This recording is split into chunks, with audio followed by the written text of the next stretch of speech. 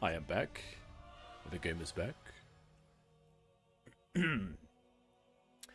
I was contemplating what I should do. Stop there. I'll have to run through one more.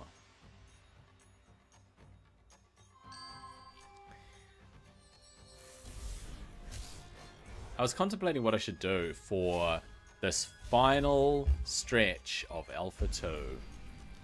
And I decided that I will, instead of trying to get more 2-star achievements on the floors, I will tier list, I will rank the epic and rare heroes. So I'm going to spend this afternoon ranking epic and rare heroes.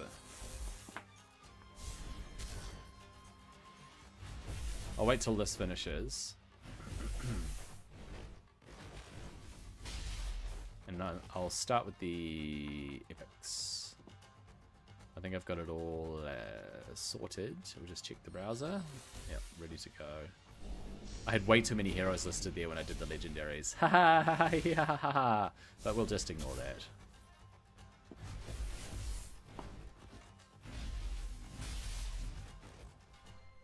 Right.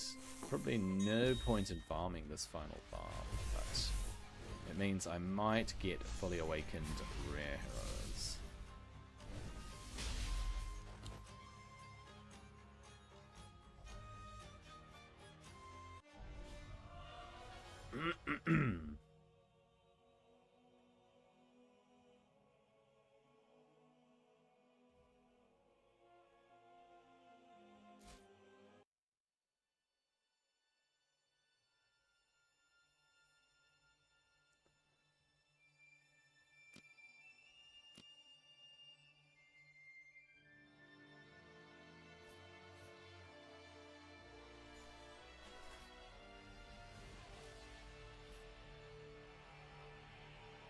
I'm going to rank the epic and rare heroes from the Godforge Alpha. Let me try that again. Let's have a look. We're about 2 minutes in. Okay. Well, the Alpha has been a lot of fun. This second wave, I have progressed a lot more than I did in Alpha 1. I've got a lot more legendary heroes. I had a lot more heroes to play with. I awakened a lot more. I got further in the tower. Everything is better this Alpha. I'm going to now rank all of the epic heroes. Not all of them are awakened, but I'm going to do my best to make sure I have all of them to at least level 50 to do as fair a comparison as I can. So working my way down, I will start with Percival because because this is reversed, he's actually at the bottom of my list. So I have a rank 4 awakened Percival. And I'll go through his skill set, and then I will put some gear on him and throw him into battle, and we will see how he does. Percival is a brawler, which means you want to be putting HP on him. You want him to have HP, depending on his gear set, depending on his ability requirements. You want to get accuracy on anyone that places any sort of debuff or disable. Now in Percival's case, his basic ability attacks with a chance to remove a buff. That requires accuracy, ignores their defense when attacking chaos. So if they're chaos alignment, he ignores 25% of their defense, and he increases the damage inflicted if the target is below 50%. So if they're on their last legs, bam, he's going to come in for a kill. Vow of Rectification. Chance to place a stun. Once again, accuracy.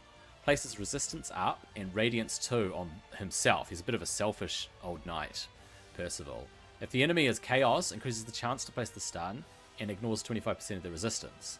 So if you're going up against a chaos wave, even better chance to place stun. And finally, his ultimate, remove all debuffs and disables from himself. So he's thinking, I'm not going to have any of it. I don't want any of this stuff affecting me. Goes in and attacks one enemy. If nothing's removed, replaces Retaliate and Ward on himself for 2 turns. So very strong. Both of those buffs are actually very strong buffs. Passively, increase this hero's resistance by 10% for each buff that he is under. Increased resistance, he can shrug them off. Let's put some gear on him. See, check the awakenings. So if the enemy is aligned with chaos, increases the chance to place the stun. We got that, that's built in. What I'm missing is places retaliate and ward even if nothing was removed. So basically you're getting a guaranteed retaliate and ward, which is very strong. So Awaken 5 makes him very strong. And we're going to look at whether I can ascend him or not. Okay, I cannot ascend him, so unascended, and I'll check some gear on.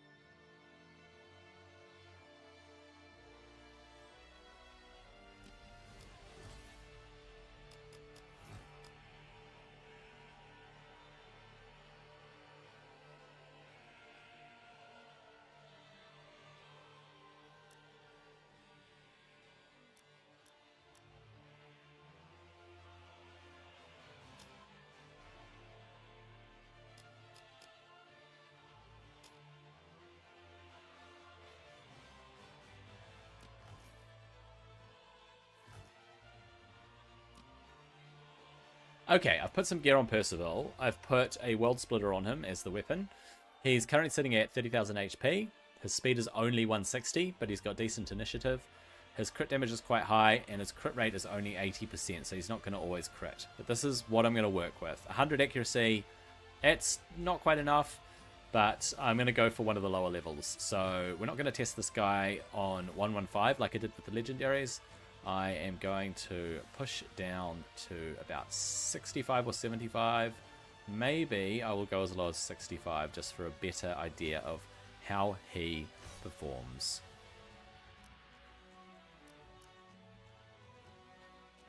Okay. Because he's a brawler, actually I will bring in Aphrodite to help out. And we'll go with Rarity, Sir Percival. I've made him 5-star. I've made him level 50, but he is not ascended.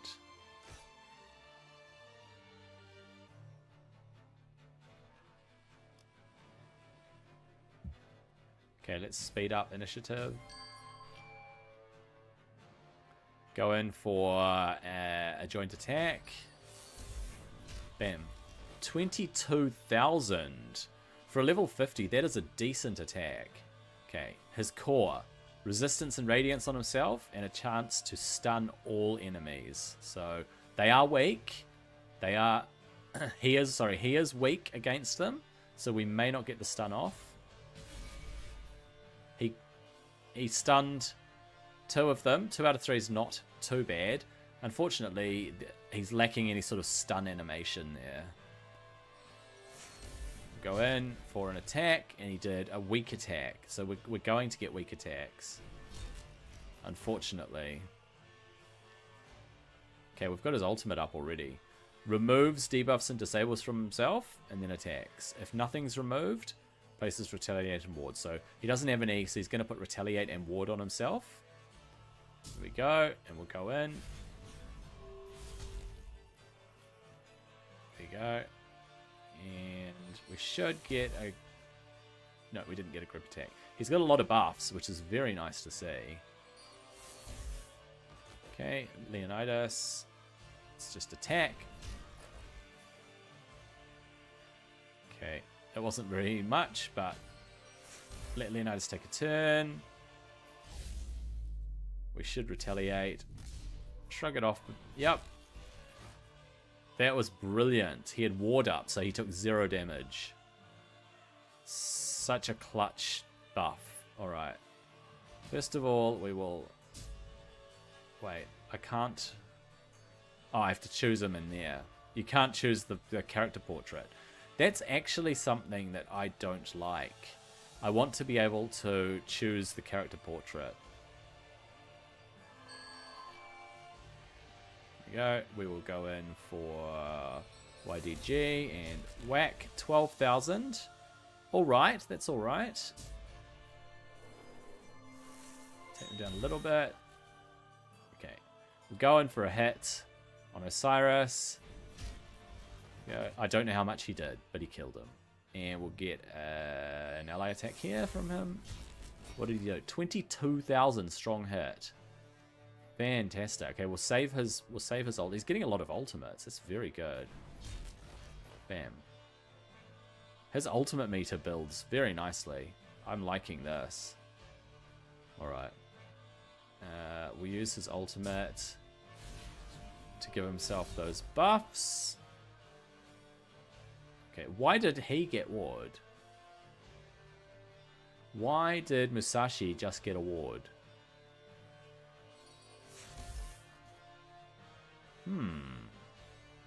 Okay, let's try to stun.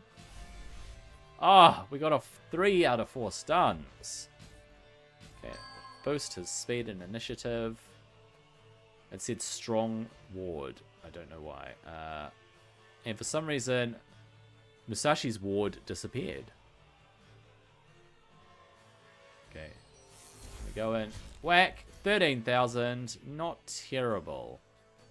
Alright, the stun's worn off, so now we need to go in and try to take them out. They're so close. That was a very decent hit. Ah, 13,000. Quite nice, actually. And boom! Don't know how much he did, but it was probably a 22,000 hit. I'm liking it. I am liking it. I wish they'd come in and attacked me so I could retaliate. Retaliation, even though it's only on himself, plus that ward, and the fact that his ultimate meter builds up so quickly, I am very happy with that. I would, for an epic champion, I would place Percival at least A, if not S tier. He could bring a bit more damage. Being a brawler, it's kind of hard to find that balance. Placing the stun was actually fantastic. I'm going to place him as S tier. You know what? Completely underrated. Completely surprised me. I may shift him back down to A, but for now, Percival belongs in S tier. The only thing is, unfortunately, he doesn't bring AoE damage, really, and he could hit harder for his single target hits. Fairly niche. We'll go A. We'll go A. Alright. High A. A+. A+.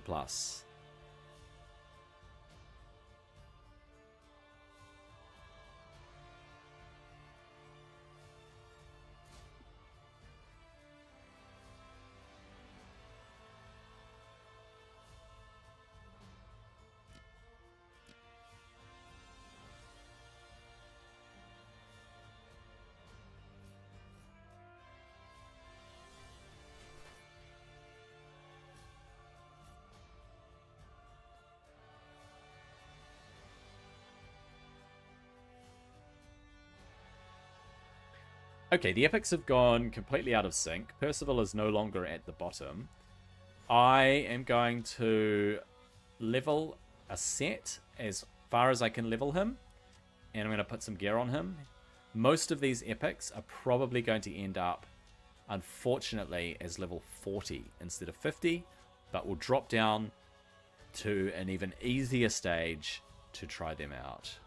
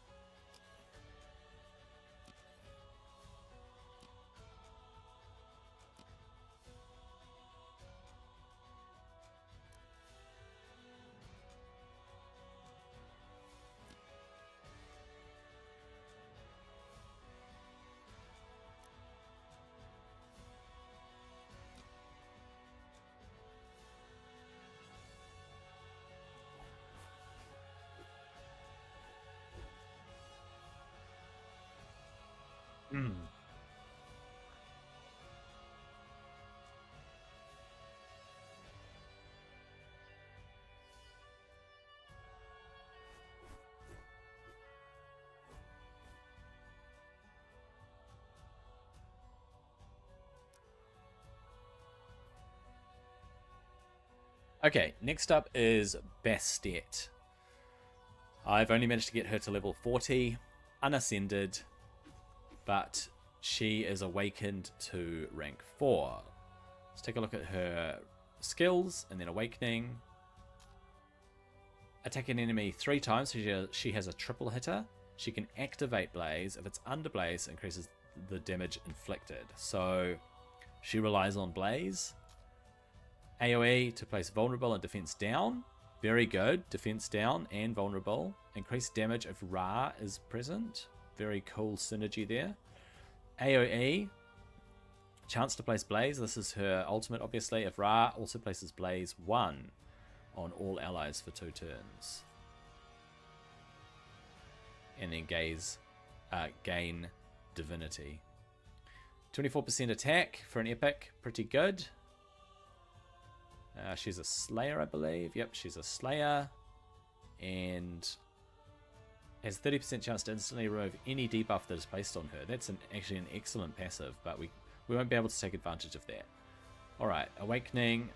What we got was, if it's under Blaze, increase the damage inflicted. And then if she were 5 awakened, it would increase Ra's Divinity for each Blaze placed. She's supposed to synergize with Ra. And in fact, we will test that out alongside Ra. I'll bring her in with Ra, and we'll see how we go.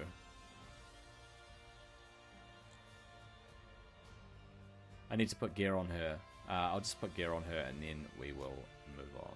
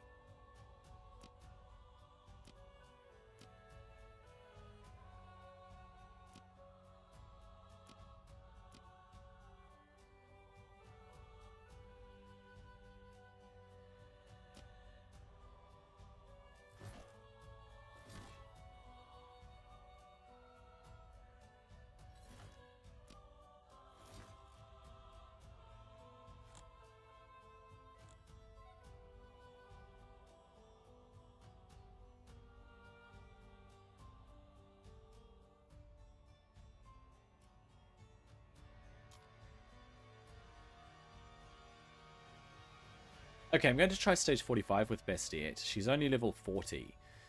I am going to bring in Ra afterwards, but we'll try just Bastet alone and see how she does. I have to try and think, well, they've got less defense, they've got less health, things like that. So accounting for that, we have to see how well she does as a Slayer.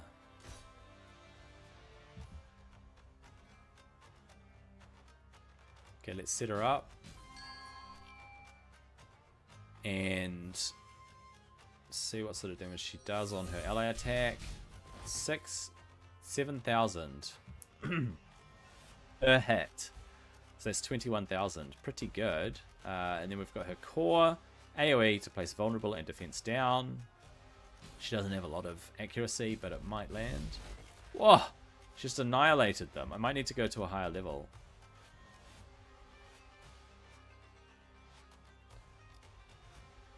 Let's go to level 55 and have a look. She's too strong.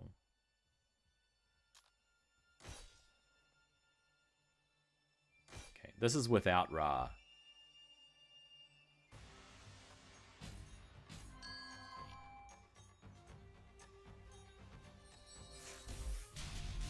Triple hit at 8 to 9,000 per hit. That's 27,000. Okay, AoE. Actually, we'll go for her single hitter again. Oh no, we'll do AoE. Boom, 24,000. She didn't do any damage. Now, Aphrodite's hit should have removed the ward so that Bastet could go in and do the attack. But that did not happen. That's actually a bug that I will note. Okay.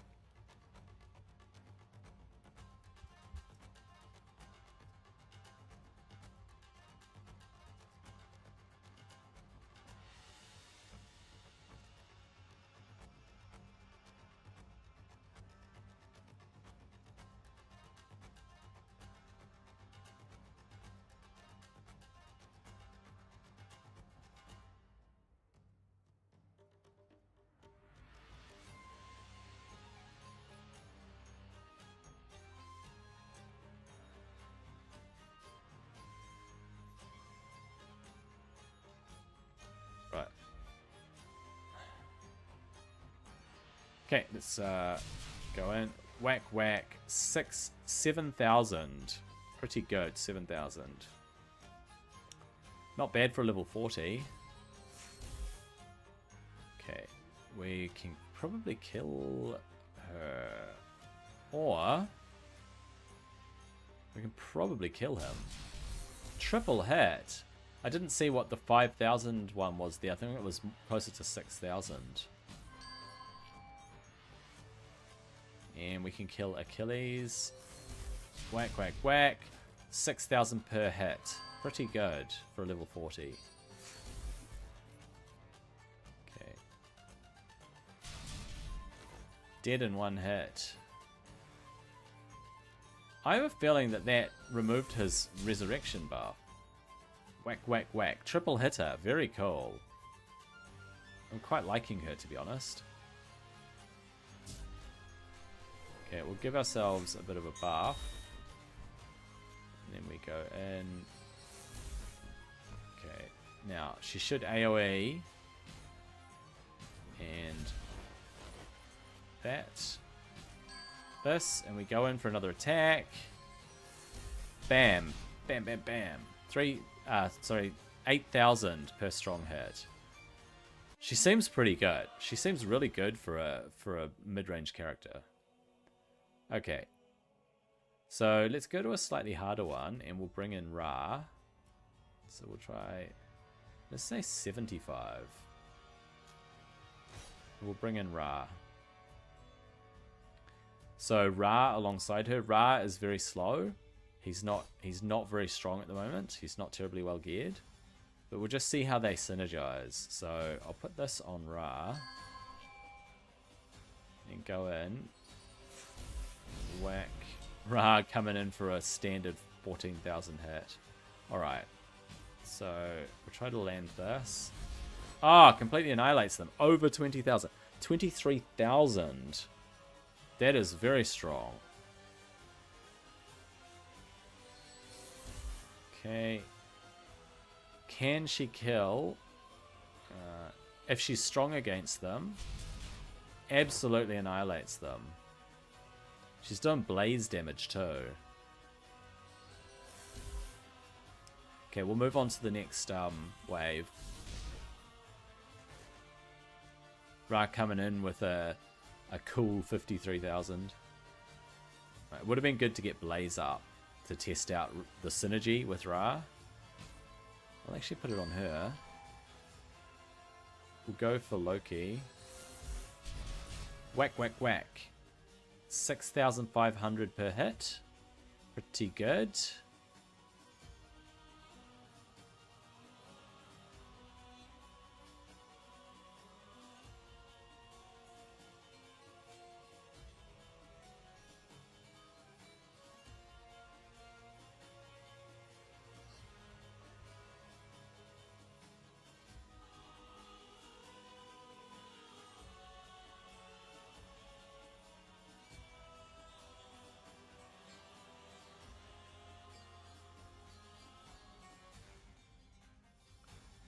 I think we'll try to take out Hell.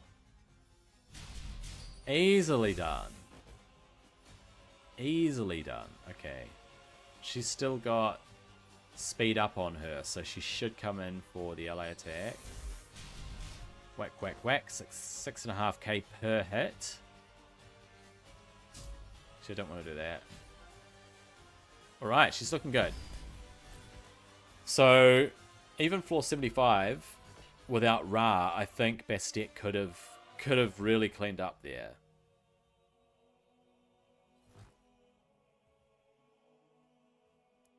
Bastet.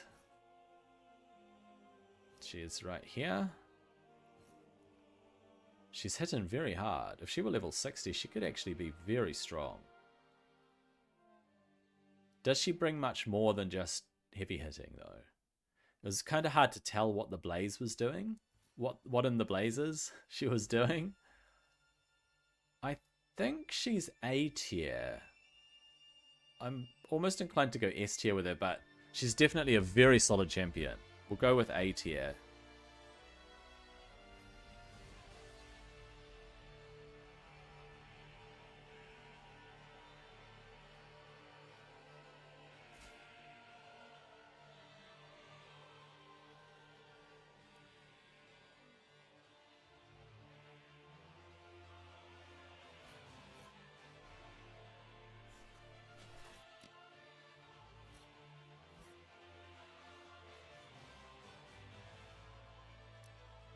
Okay, next up we're going to test Pandora. Pandora is a disruptor. So she's not there to bring damage, she's there to prevent the enemies from attacking you, to really bring control to the battlefield, as I've said before. I am going to check through her abilities, and then we'll gear her up and see how she plays. Unfortunately, I cannot ascend Pandora, but she is 5-star Awakened. Awakening-wise, every time she hits, she also steals their turn meter, and if a debuff is transferred from this skill, extend the duration of all debuffs on the target. So debuff extender. Abilities-wise, her basic attack, double hit, can steal a random buff.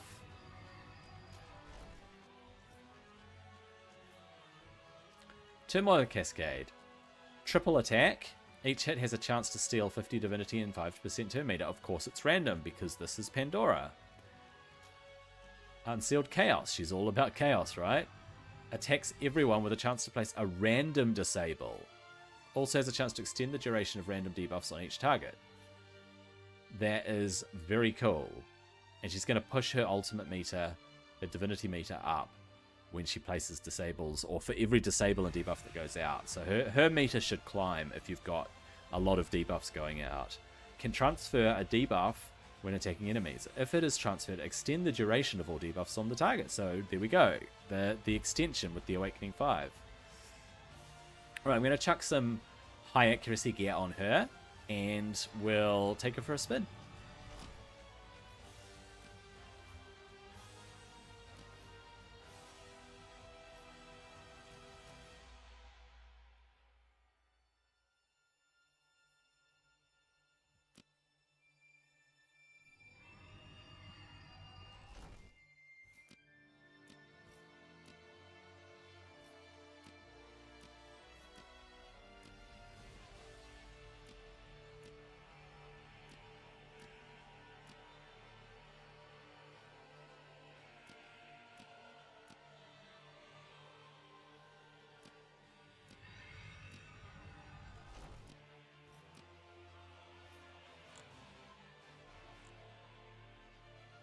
Alright, because Pandora is only level 40, we will try her on stage 75. We will bring Bastet back in to do the damage. And we'll grab Pandora. There she is.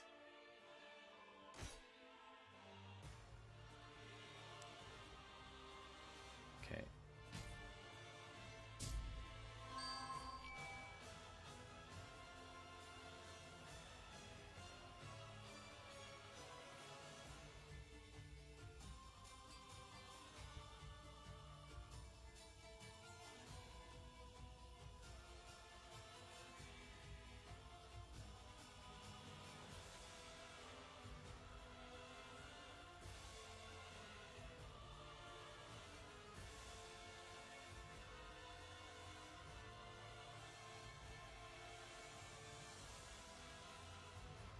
Alright.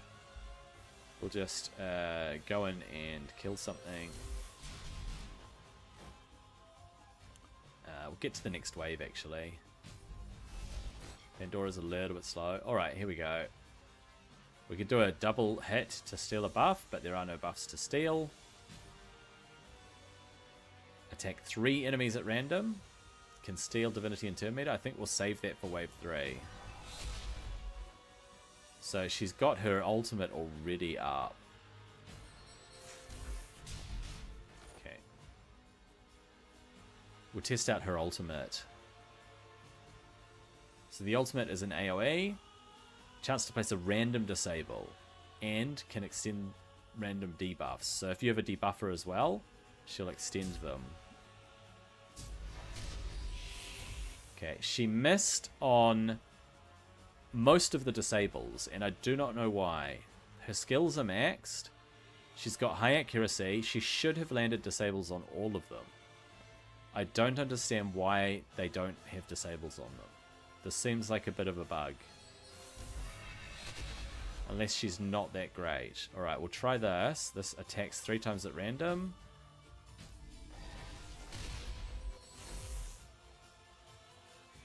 And it was, you know, a bit pointless there. Yeah, not terribly impressed with Pandora so far.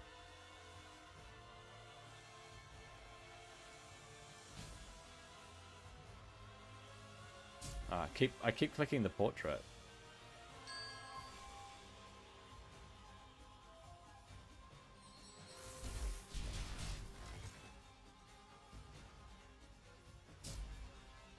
We don't want to accidentally kill them, but we'll do a little bit of damage.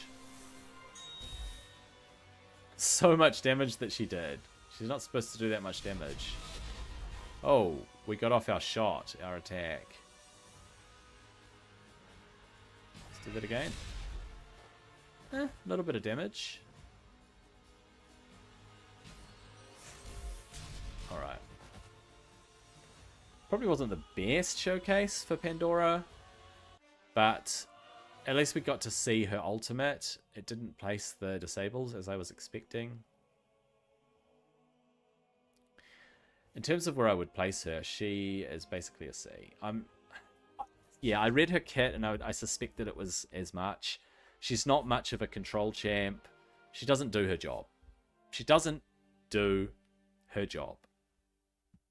She's a C, if not a D. But I think she's C because you can do a little bit of damage from her against the right enemies. She's not completely useless, but in terms of epic champions, I would skip her.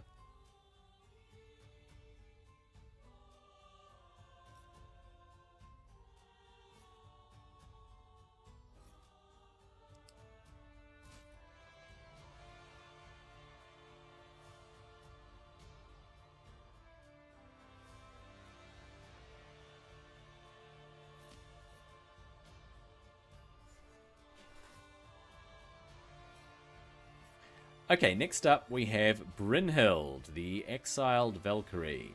Now Brynhild is Ascended, so she's got 3-star Ascension, meaning she has her passive. Awakening wise, I've only got her to 3-star rank 3 Awakening. Increases the damage she inflicts while under Radiance, which is excellent. And she can also place or she also places a shield, which is excellent as well. In terms of abilities, sorry, she's a defender. So she is a defender. She's there to protect her party. In terms of abilities, her basic attack has a chance to reduce their attack, and if this hero is under Radiance, increases the damage, as we said, under the Awakening. This is her core. Defense up and intercept on one ally. Intercept means that ally will not take a hit, and the damage will instead be deflected completely to Brynhild here. Ultimate wise, she removes all disables from herself, places Radiance on everyone, which can be used while under disable, very good, and places a shield on allies. And then her passive, while under Radiance, places Blaze 2 on any enemy that attacks her. So she synergizes well with Bastet, YDG, Ra, anyone that plays around with Blaze. I'm going to gear her up and we'll chuck her in alongside Bastet and we'll see how she goes.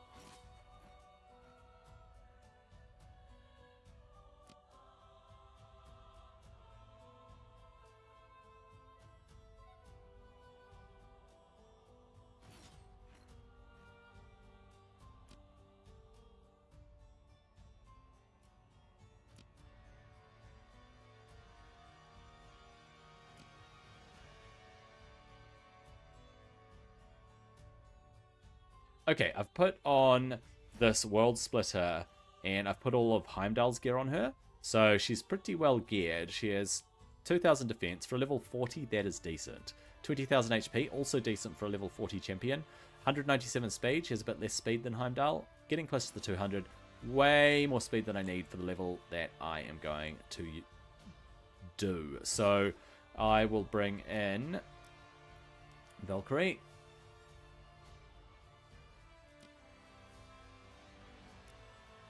And Bastet, and we will see how we go in terms of her role as a defense champion. So here she places Radiance and defense up. Oh, sorry, intercept and defense. I thought she was supposed to place Radiance. Maybe it's her ultimate that places Radiance. So Bastet coming in with an AoE. No, actually we'll do a single attack. See how we go. Bam. That intercept didn't intercept, did it? The intercept, because maybe because it was an AoE, it didn't intercept. So, she hits all right. That was a weak hit, obviously. And we will try to take out Anubis. She's now got her ultimate, which removes disables, places Radiance on everyone, and a shield. So she's going to get a nice juicy shield up. Very nice. And then she goes in for an attack. Nice strong hit for 7,200. Bastet able to take the hits. Everyone able to take the hits. And that. She's going to go in for another hit. Nice. And another hit. Bam. Pretty good so far. See if her ultimate rolls around again. Alright. So, she places defense up and intercept. Here we go. We'll go in and try to take out the Hound. Alright. This should intercept. There we go. That was fantastic. Perfect example of an intercept. Except she had taunt. So now we'll put up Radiance plus a shield. We will take out Maria. We'll try to take down a ward. Oh, nasty. Right, I'm going to save Bastet's thing. Let's try and place Blaze. Oh, it completely killed Brazilian Archer. And it did not remove a ward. So her ultimate doesn't remove ward. Interesting. That should have. Alright, there we go. Survives because of the shield. In for another hit. Almost takes him down. Another hit. There we go. She's getting repeated turns. I'm not sure what's causing that, but it's fantastic. Okay. Let's go with our intercept and increase defense. We'll try to take out Loki. We do. And first attack should shrug it off. Nope, she didn't shrug it off at all. They have to be single target attacks. There we go, that was it. Set went for her, and it hit Valkyrie instead. We've got our Radiance, etc. back up. We can go in for a hit.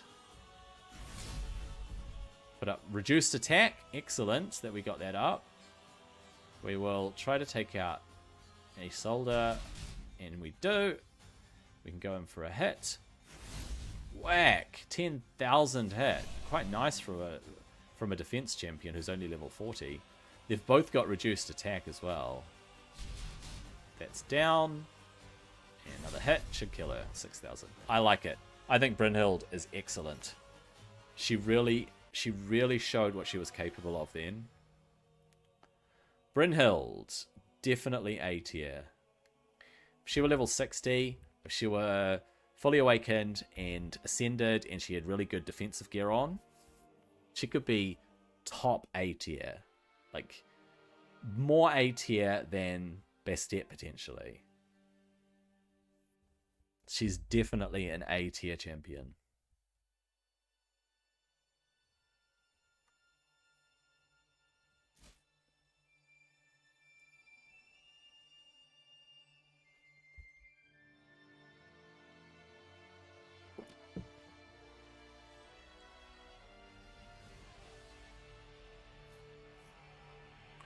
Right, next up we have Green Knight, actually. I think I skipped Green Knight after Pandora. So, Green Knight. Unfortunately, my Green Knight is not ascended, and I cannot ascend him. However, he is rank 5 awakened. Rank 5 awakening giving us, if the target is defeated from his hit, increases his max HP. So he builds his HP. When Taunt expires on an enemy, I found a bug. Taunt is a disable, not a debuff. Attack the target using Curse of Gawain. Will not put Curse of Gawain on cooldown. We'll find out what Curse of Gawain is in a minute, but I'd like to report this.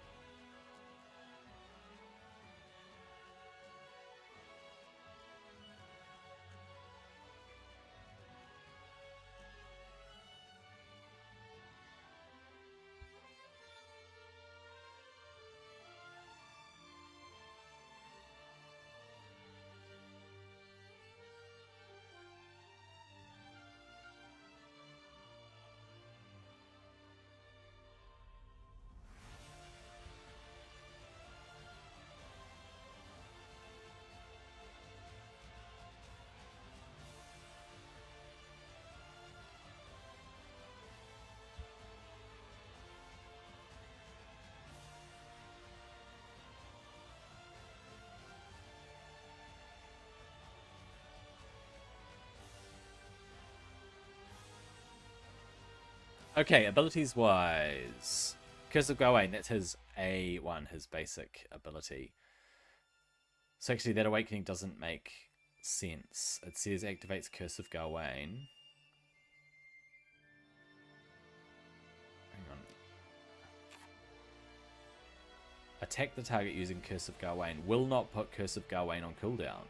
Well, that doesn't make sense because Curse of Gawain is his basic attack, which doesn't have a cooldown.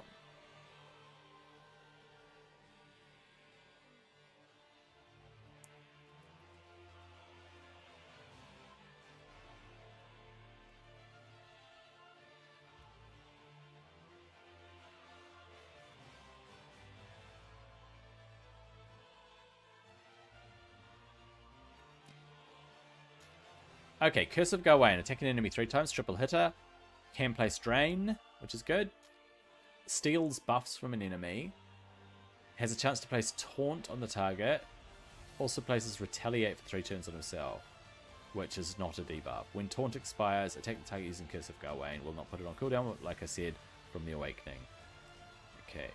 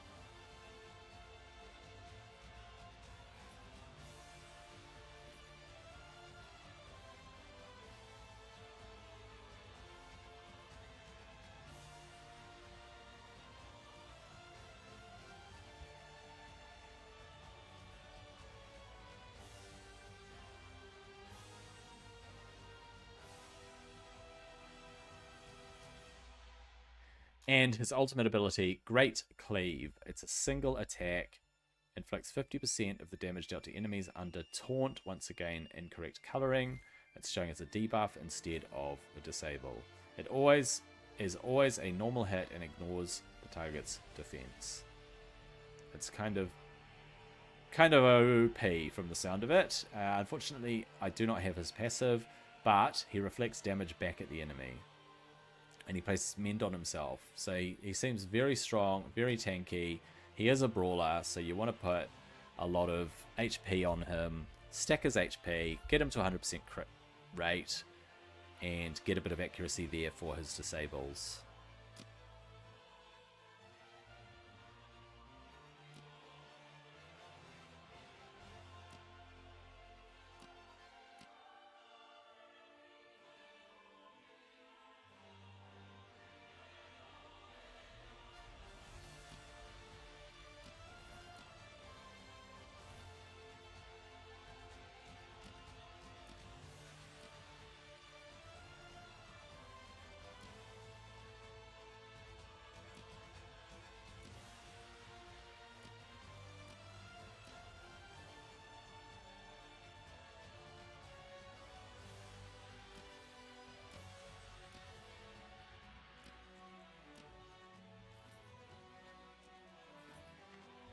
Okay, with Green Knight, I have put on World Splitter for more stats.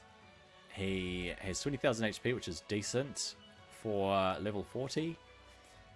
His speed is good enough for taking on level 40 content, and he only has 80% crit percent. But at this stage of the game, if you are only level 40, then that much crit is actually very good. A bit low on the accuracy. I would like about 110 to 120. But we'll see how he goes anyway.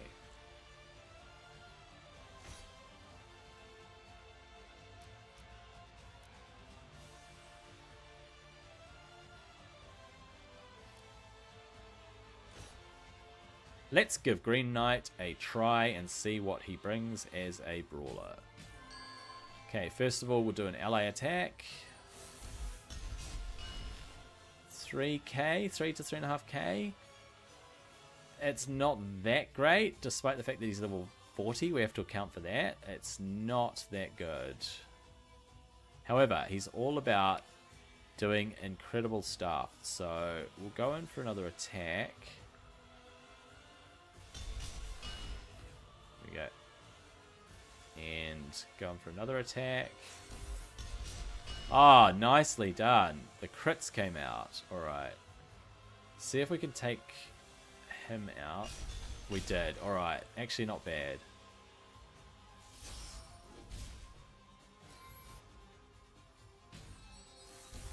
Okay, have we got the ultimate up? We've got the ultimate. Alright. So his ultimate. Attacks one enemy. Inflicts extra damage to enemies under taunt. We're not going to see that. Ignores the target's defense. Let's see what it does.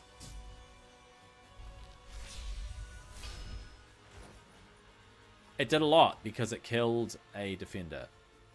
I don't know how much damage it actually did. Okay.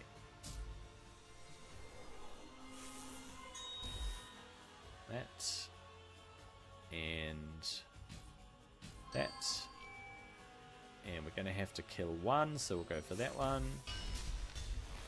Oh, not terribly good hits. Okay, we're going to do this. Steals all buffs. We don't have any buffs to steal.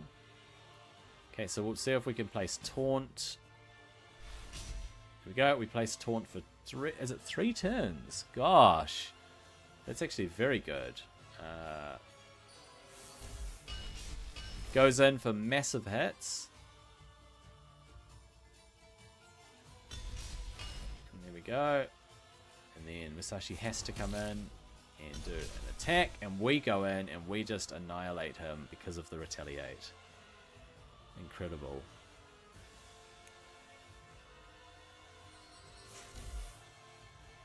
Okay, we'll see if we can take out Hell. And we do. I don't know how much damage he did. Go, and we'll kill Loki. Not quite. Not quite there. He's got Drain on him though, which is fantastic.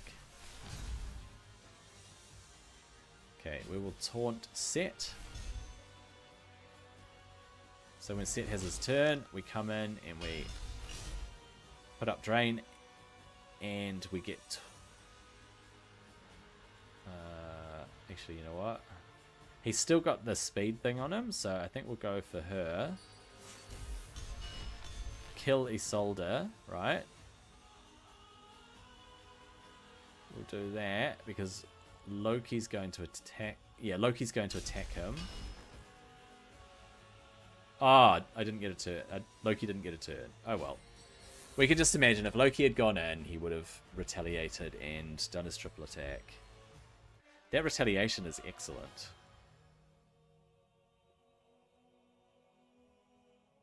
Oh look, it's a dupe Quetzalcoatl. Just when I don't need it. Now that's excellent. Alright, Green Knight, A tier. Definitely A tier. Just, if you could build a lot of HP, you could bring him in, and he does his retaliate. He seems very strong, so top tier. Not very top, not beyond, not crazy godlike, but definitely A tier.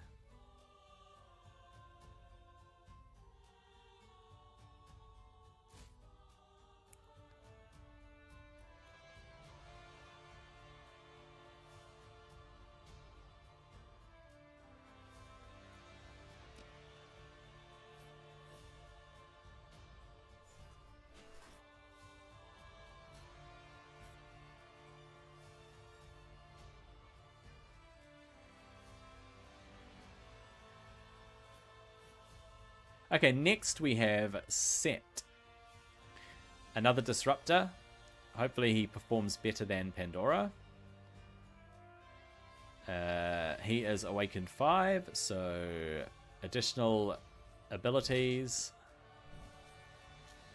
Okay, his basic attack, single target attack, can place initiative down, If they're order, it's 2.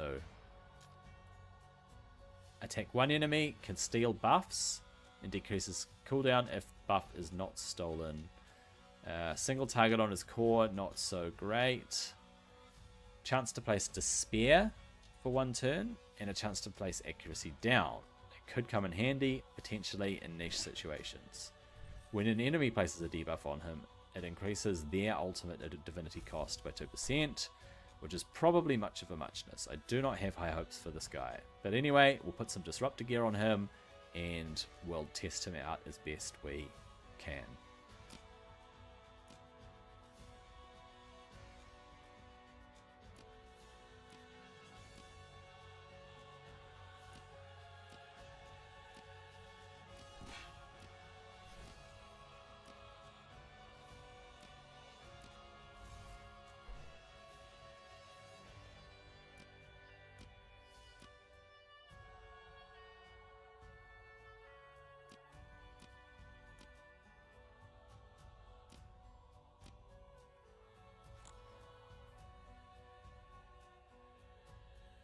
Okay, a level 40 set with 20,000 HP, 190 speed, it's a lot of speed, and very high accuracy, which is a little bit overkill for his level.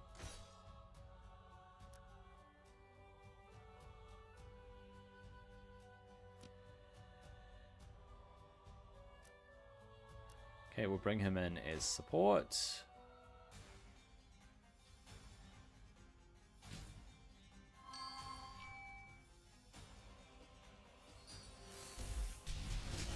Oh, and he goes in as well for the attack. Very good. Okay.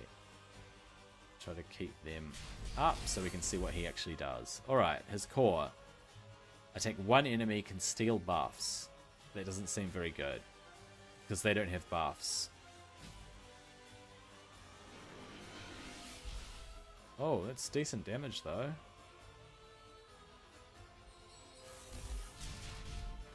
Okay.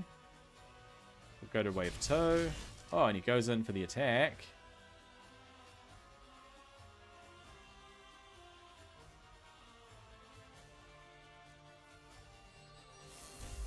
Okay. And his ultimate meter's not quite up there. What does this do again? Chance to place initiative down. And he does... What is that? Is that initiative down? It is. Initiative down on all of them. Means they won't get to their ultimates as fast. And, oh, we've got his ultimate up. Chance to place Despair and Accuracy down. Okay, let's try that. Oh, wow. Very nice. His ultimate is great. They've all got Despair. So... let's see if they get a turn. It skips their turn, of course. She's still apparently got Despair. It was a weak hit, but it was still 3,000 from a weak hit. Not actually bad in terms of what sort of damage he's putting out.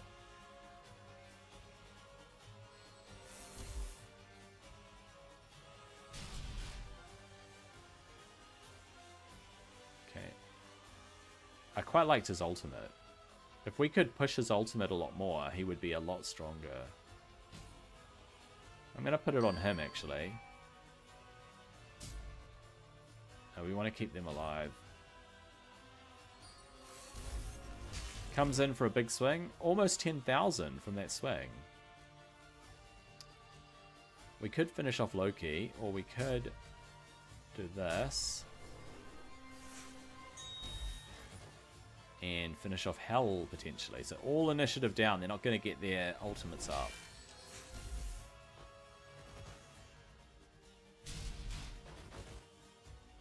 Ah, she's not going to take a turn. He comes in for the swing. Alright.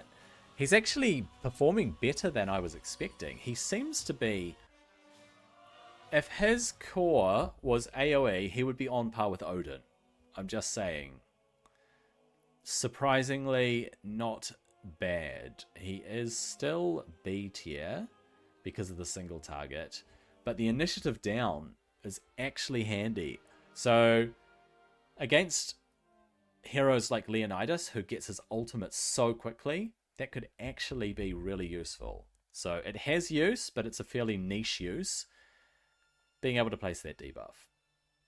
I will place him in B.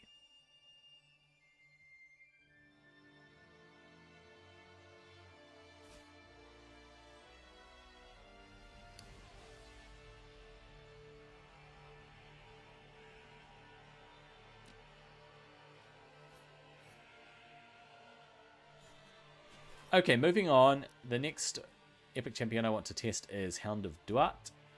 I have managed to ascend him.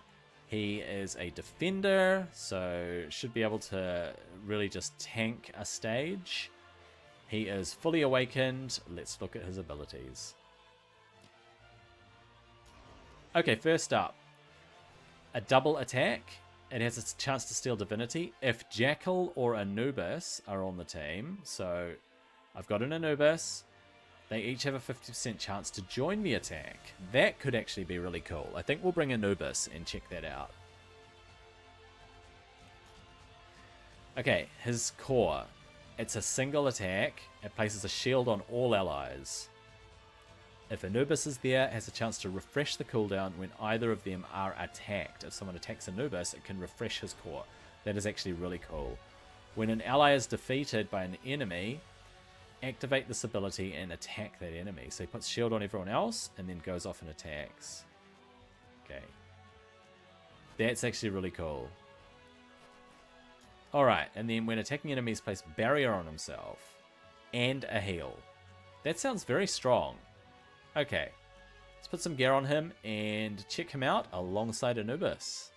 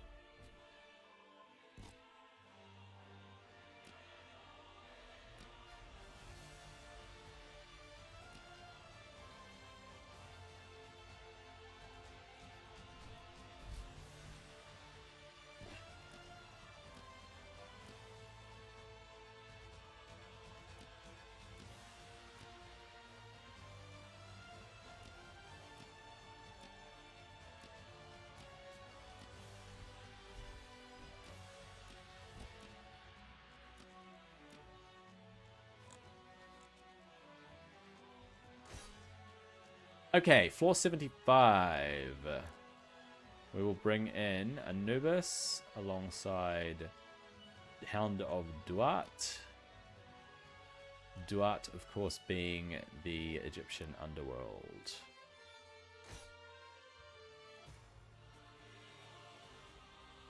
Okay, I think I want Hound to attack, because I want to see what he does.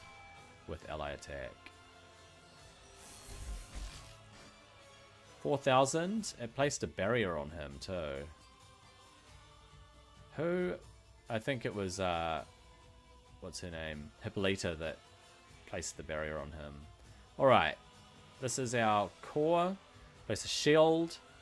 And we wait and see if Anubis is attacked. Whoa. That's a tiny, tiny shield. Okay. Let's just clear the wave. Got his ultimate? Yes, we have his ultimate. Excellent. Alright. Place retaliate and protect on all other allies. Place intercept on Anubis. He's supposed to get intercept. I think Anubis was supposed to get intercept then. But protect is very strong. Retaliate and Phoenix on himself. Interesting. Phoenix must be the awakened thing.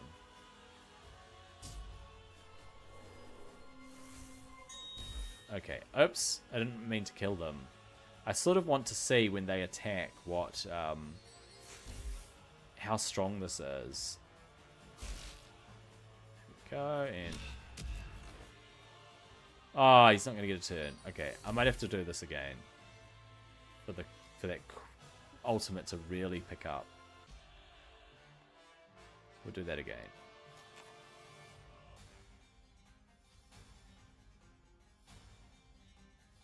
Okay.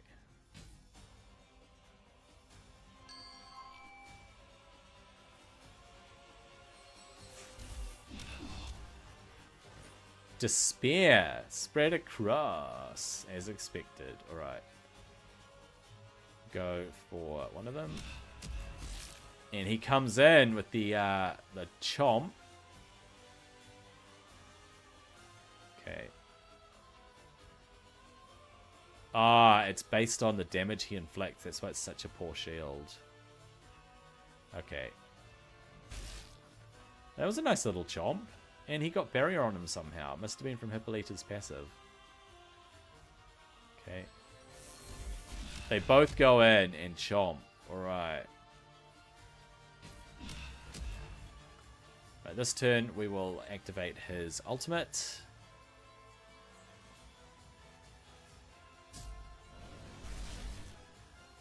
I don't like how it faces them. I think that's a bug.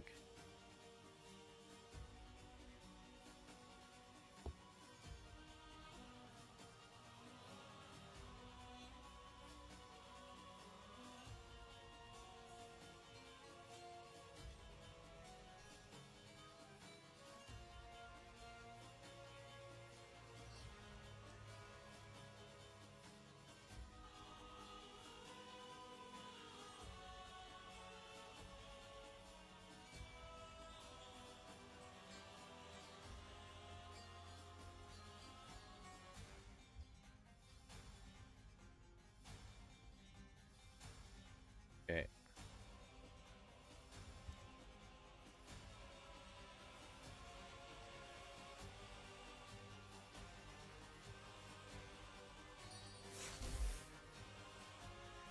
Alright, let's put up the shield, which is not going to be a very big shield.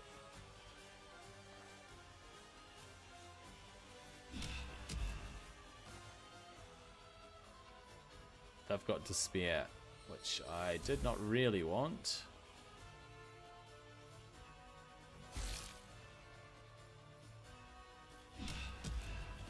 Wow, Anubis. Anubis just bringing that thing. Despair refreshes. Despair refreshes. Alright.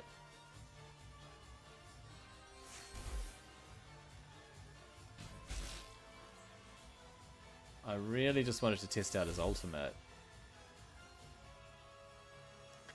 I wanted them to attack me.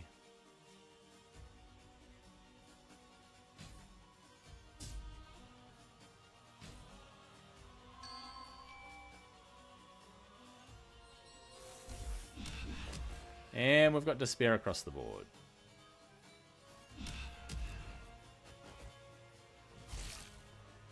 We're not really going to get to showcase his ultimate, are we?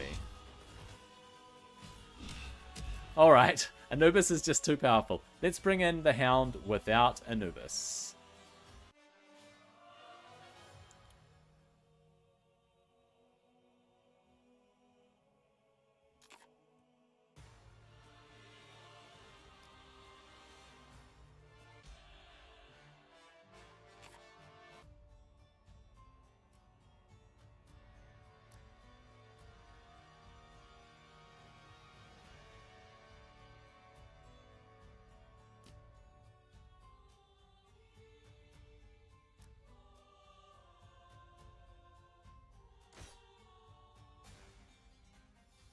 Okay, we'll see if we can showcase what the Hound actually brings.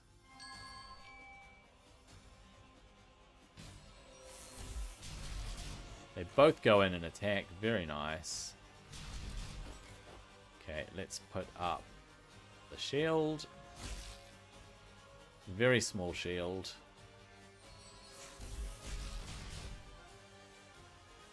And... not the best place to use that, actually.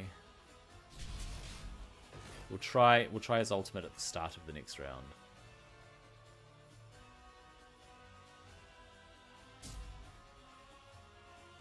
Wait. Yeah, I can't choose.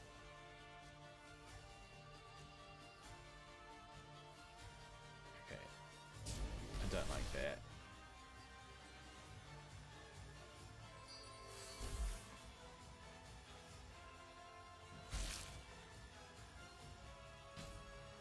I'll try to kill that.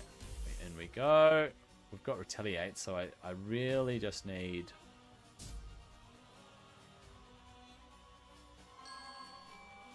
I really need someone to attack him, so... Come and attack me, bro. Here we go. Counterattacks. Nice counterattack. See if Brazilian Archer will counterattack. I mean, if he'll counterattack her. Ah, she shot the wrong one. Alright, it's alright. I mean, the counterattack's alright. You need to be attacked.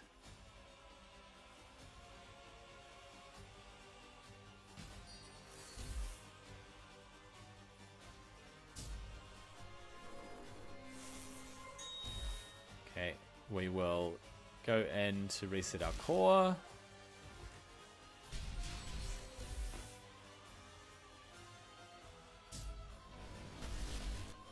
We go Retaliate Phoenix.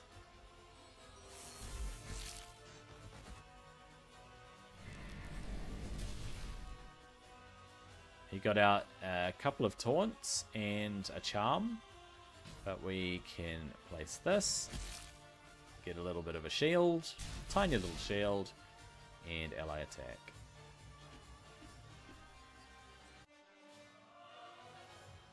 Overall, I think Hound of Duat falls short. B or C? He's very niche. C. Not a very good champion, not a very good defender. The shields are terrible. The single attack on the core is not good. He is definitely a C grade champion. If you bring it in with Anubis, Anubis just carries the show, right? And Hound of Duat sits back and says, "My master."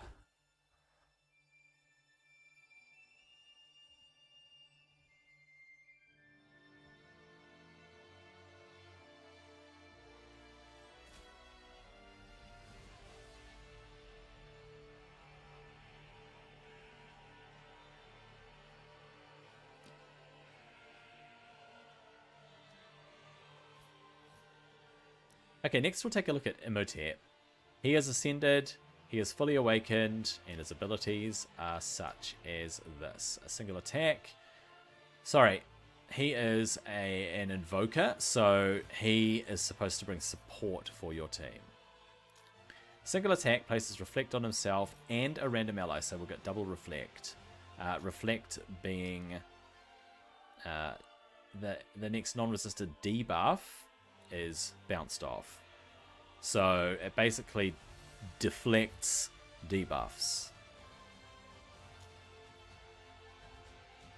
Heals all allies.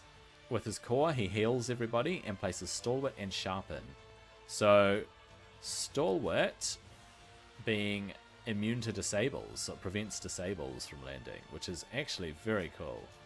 And then with his ultimate, he places Radiance on all allies and reduces their divinity cost, which means they can get to their ultimates faster. Radiance reduces and reflects 20% of damage received. So it's supposed to reduce damage that you take. It's a bit of a mini shield, and it's supposed to reflect back the damage. Passively, places Ward at the start of each wave. So he's supposed to be a very good support champion. We will take him in, and we will see once I've geared him up.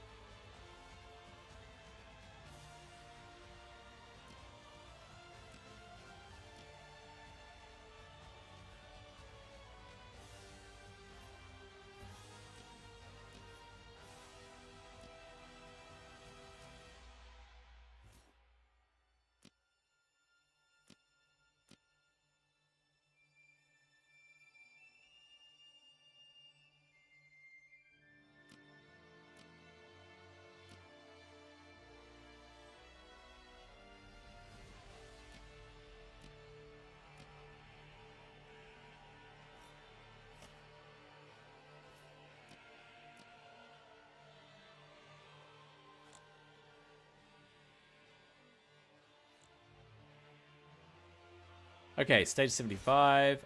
I'm going to bring Imhotep in place of Aphrodite.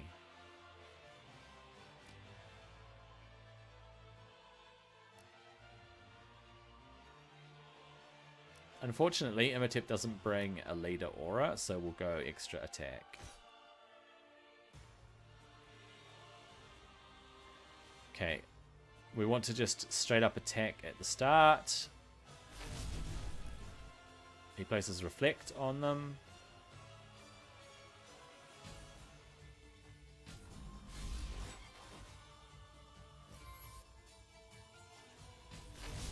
Don't need a heal yet. Alright. We'll see if we can take a little bit of damage, so that we can try to get his heal off. Right, we'll attack something. Here we go, we've got Reflect up. Take out the Hound. We'll take a little bit of damage. Here we go, reflects damage. It's supposed to reflect disables. Alright, already he's got his ultimate up. So we'll do his ultimate first. And now we have Stalwart. Radiance. I thought it was supposed to be Radiance and Stalwart, but it looks like Radiance. And then we'll do a heal. Heal ourselves back up. We get Sharpen. We're supposed to get all sorts of buffs then.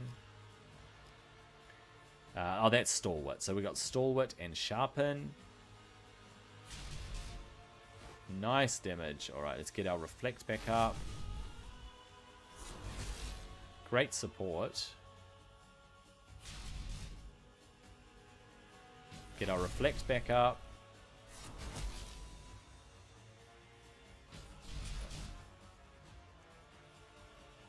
And we'll see if his core skill has rotated around again yet. Yep, and it's back, so he can drop another heal. How excellent. Okay, we'll take our Hell. Oops, we get our Reflect up. Take her out. He's going to taunt. Oh, we resisted the taunt, which means...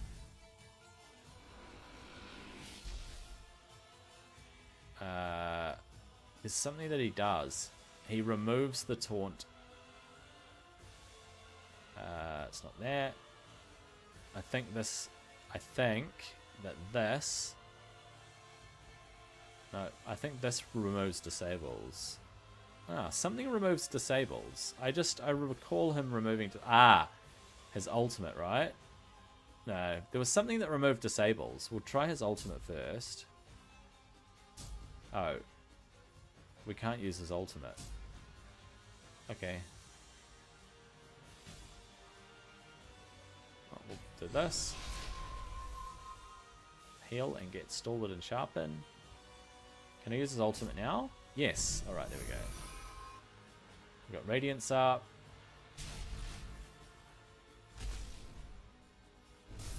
Able to shrug that off a bit. Didn't really do much, but we've got Reflect back. She's taking a little bit of a hit. Let's get Reflect back.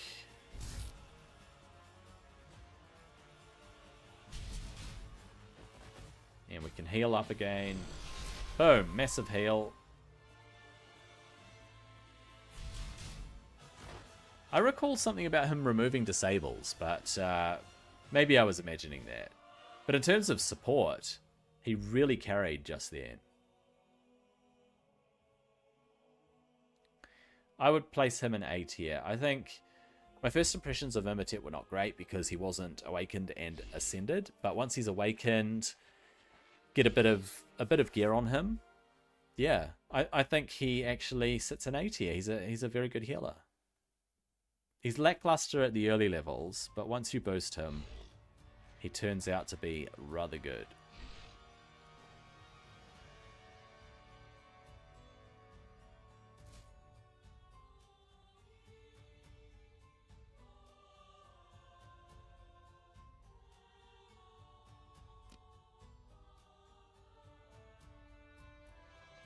Right, next up we have Beowulf, who is a Slayer. He has quite a unique kit. He's known as the Boss Killer. Okay, core attack. Single target, if it's a brawler or a boss, increases his attack and it keeps stacking. Single attack, if it's a brawler or a boss, decrease their attack by 5%. Attack an enemy with his ultimate. Single attack, if it's a brawler or a boss, increases crit damage. So he basically increases all his ability to damage. I cannot ascend him, so we're not going to have increased damage by 20%, unfortunately, but he is awakened, giving him more functionality, increase attack up to 6 stacks instead of 3, and if I had this, strong hits would inflict more enemy max HP damage.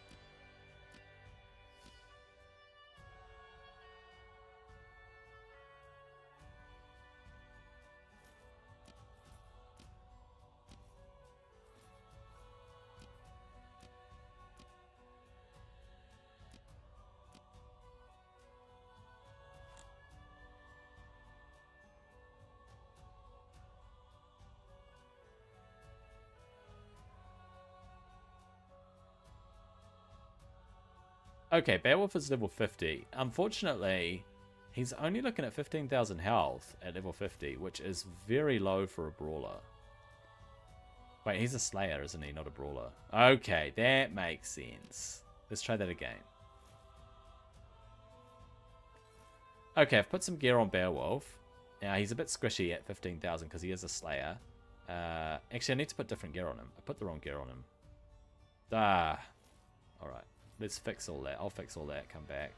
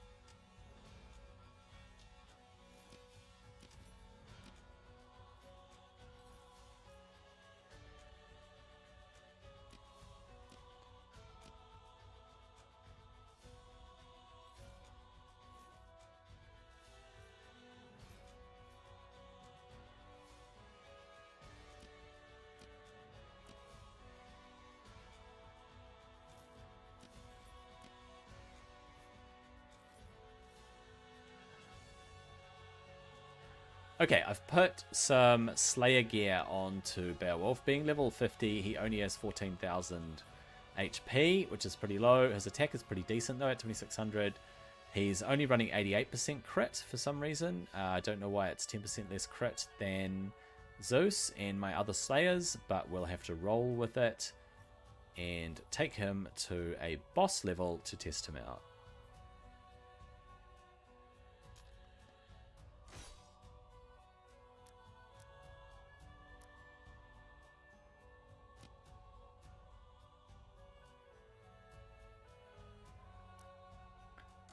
Okay, let's try Beowulf.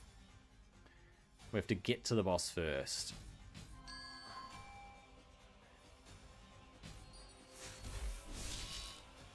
$25,000, not bad. Single target hit, 22,000, not bad. Take out Achilles. Swing, 25,000. Alright. We're going to get taunted. Yes, we are. Nice little attack. We missed our crit.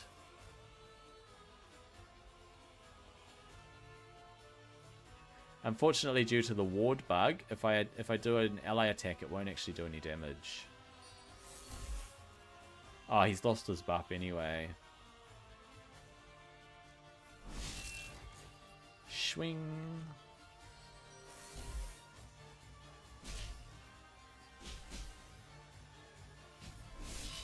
Take it out.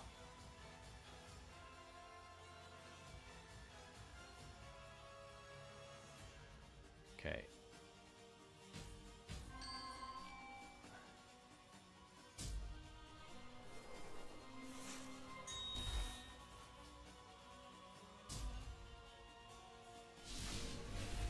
Single attack, 25,000. Ally attack, 19, 20,000. One shot Hippolyta. One shot that one. And we survive Volkadlak with his pathetic little attack. And swing, we didn't crit.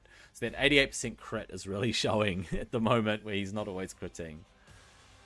Alright, let's see if the boss killer really can kill bosses. I think we need to take out Zeus. No, yeah. We do need to take out Zeus.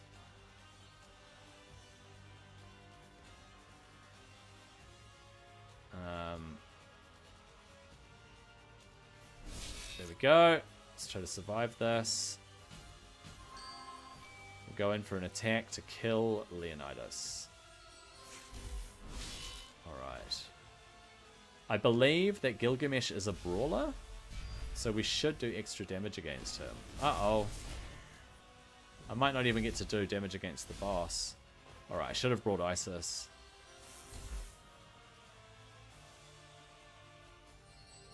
Dang it, we're done. Alright. I wanted to see if he did extra damage against a boss. It's very niche. It's really quite a niche thing. He comes in for a single hit. I am recording a video at the moment, Fireball, about the tier lists. I'm doing epics. I'm currently ranking epic champions.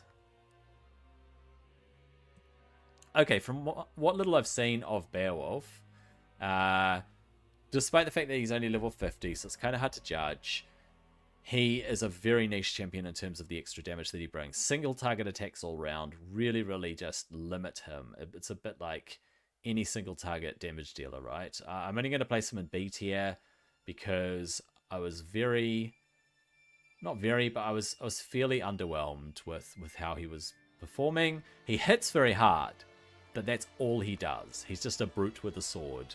He just does not bring enough.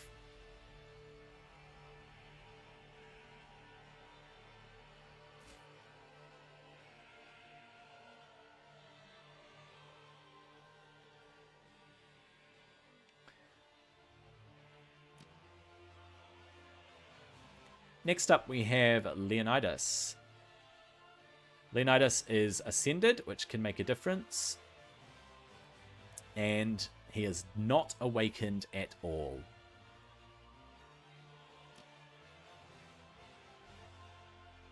In terms of abilities, Leonidas is a brawler. In terms of abilities, he does a single target attack, can place defense down, so he needs a bit of accuracy. Single target attack on his core with a chance to place a stun for 2 turns. The second hit will instantly defeat the target if they're below 10%. That's rather niche. With his ultimate, places Sharpen 2 on himself, then attacks all enemies. If he has a barrier, it will consume the barrier and do additional damage. And his passive has a chance to convert incoming damage into barrier.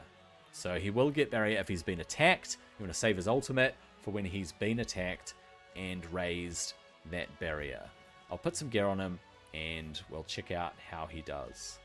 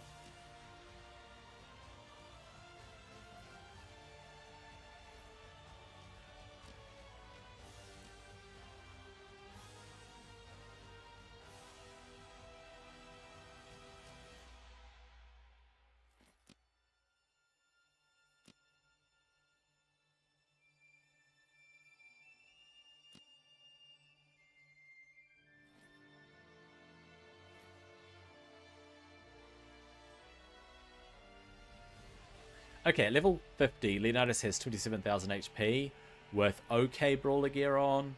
His speed is 180, which is good enough. His crit is only 80%, but his crit damage is 150.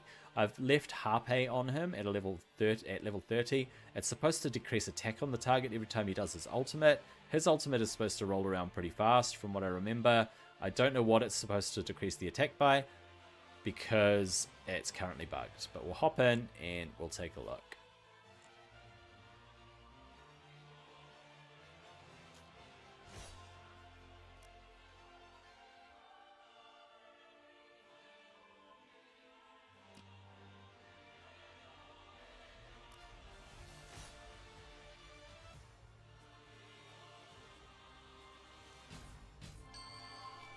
Okay, let's see what he does.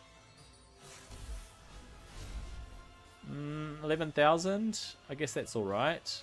We'll finish him off. Oh, and it's decreased... Is that decreased defense? Yep, decreased defense. Fantastic. 12,000.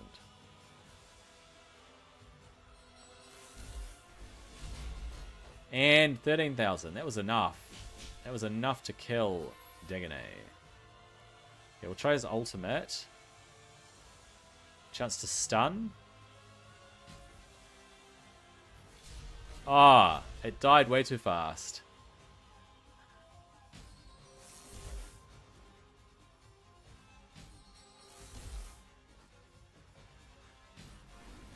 Whack. 11,000. Pretty nice. Pretty nice.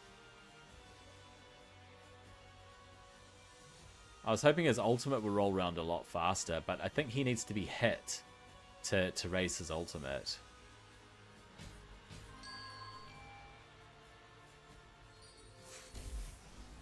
Comes in for 11,000. Not quite enough to take out the Hound. Weak attack still gets 3,000.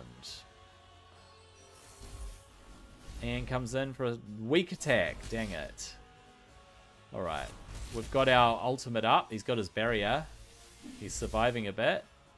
Okay, we will use his thing. We will AoE. Ah, 22,000. That was pretty impressive.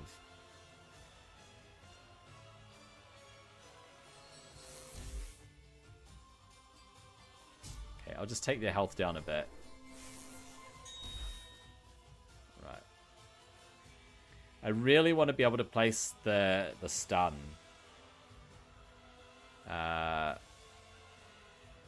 However, we're going to attack her.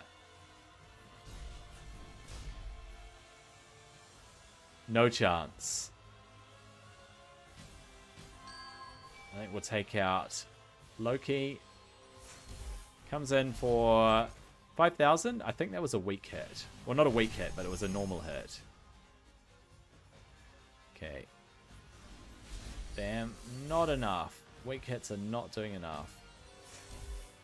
Comes in and 12,000. Pretty decent. He hits fairly hard. Overall, I think that Leonidas is a fairly niche character. If he gets hit a lot... Hey, another legendary, what do you know?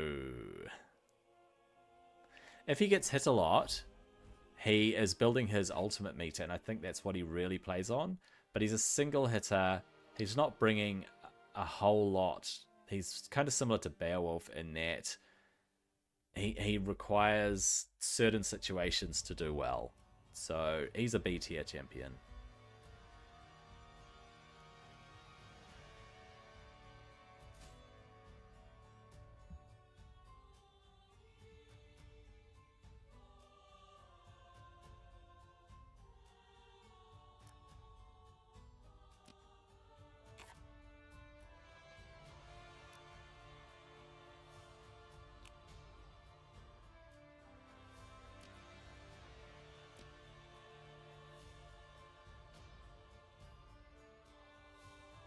Next up, we have Musashi. I have an Awakened 5. Musashi fully ascended.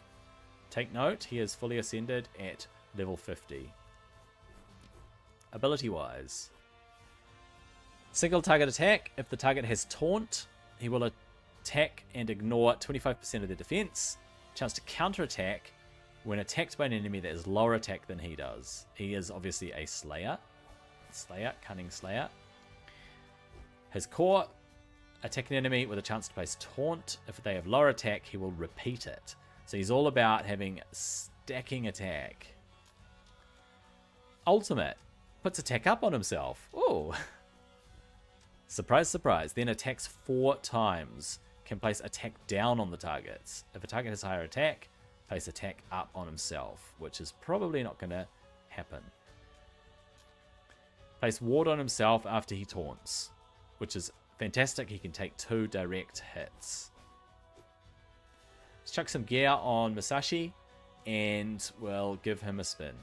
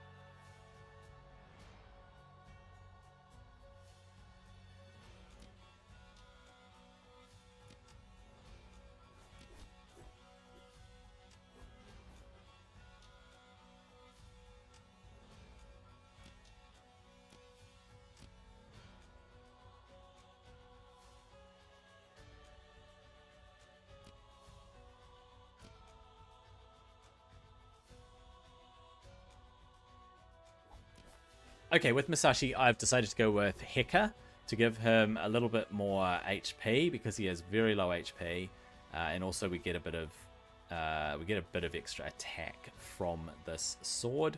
His attack is at 2500. I've got my crit back up to 97.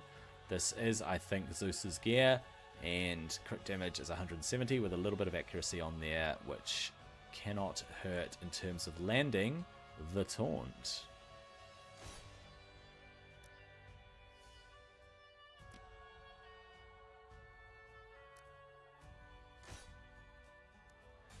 Let's test Musashi. Okay. Ally attack against Anubis. What's he going to bring? 28,000! Right. Already, I feel like he's hitting harder than Beowulf. Oh, 30,000. Wow. See if we can one-shot Hippolyta. Slash!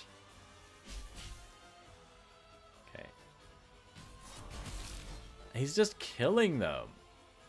I really want to put up his taunt, but he's just absolutely killing them. Let's wait until round... Actually, you know what?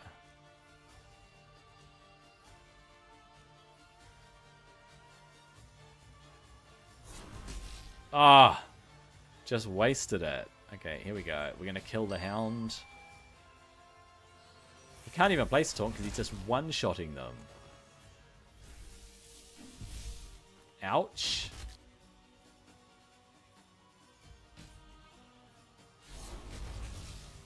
$30,000.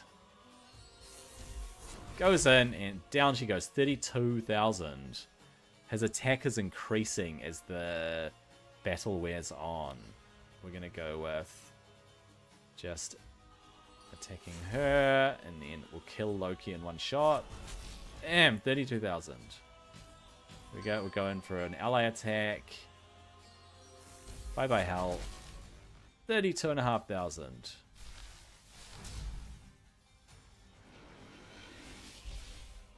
That. Take him out. Very strong. Ah, we get the ultimate. Yes. Alright, so his ultimate places attack up on himself, which he doesn't have, by the way. And then attacks 4 times at random and can place attack down. So he would do massive damage. I did not see what that was. I think it was 17,000. And that was just one attack of 4. It would be good to bring him up against a boss and see what he does. You can just imagine. Pretty happy with Musashi. Pretty happy with what he brings in terms of being a Slayer.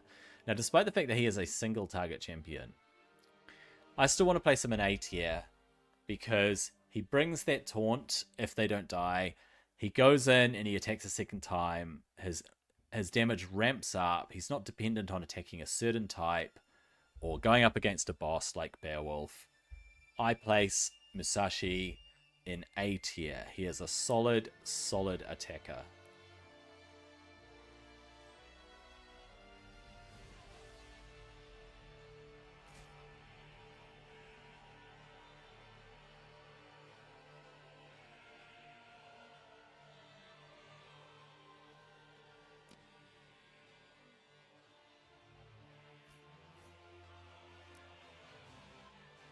Okay, we have 3 left. We have Mordred, Achilles, and Gilgamesh to test and show and rank. They are all level 60, they are all fully ascended, and they are all fully awakened. Let's start with Mordred. Mordred is a disruptor. On his basic attack, he has a chance to place Corrupt, and then, if they're under Corrupt, he can steal a random buff from them. He places Confuse for 2 turns because he's awakened. It is 2 turns, and he has accuracy up, so he increases his accuracy beyond what you have. And his core is an AoE. If they're under a Confuse, it does extra damage. If they're under Corrupt, it decreases their divinity and their turn meter, and increases the duration of any Confuse or Corrupt. So increase the duration if you get off his ultimate. And then his passive they have a chance to reflect 100% damage when attacked by their allies, which means they take more damage if they're confused and they go and attack. There was something about divinity there. Increases his divinity when an enemy attacks their ally, his divinity gets increased, so he gets to his ultimate even faster. Solid kit. He should have gear waiting for him. Let's gear him up and let's bring him in.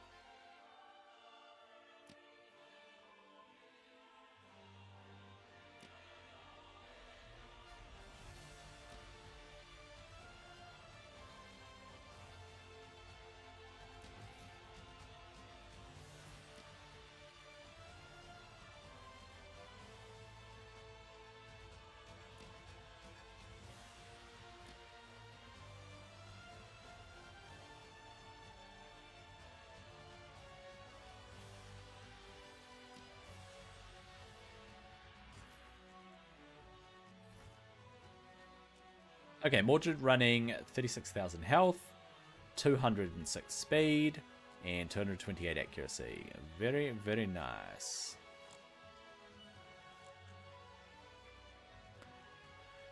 Since he is level 7, he's level 60, we'll go for a higher stage.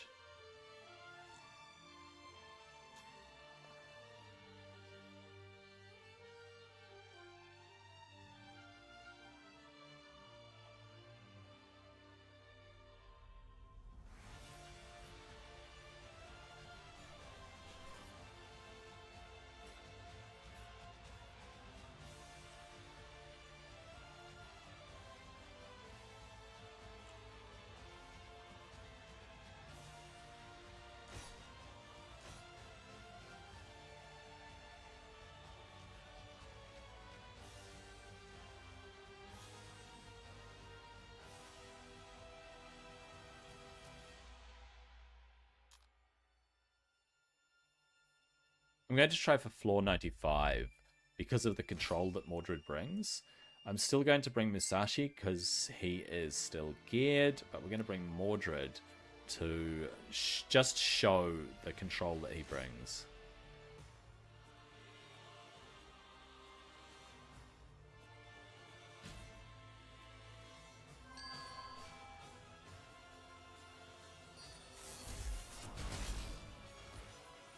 So his key skill is his core, and he confuses them for 2 turns. Like that. Disables across the board.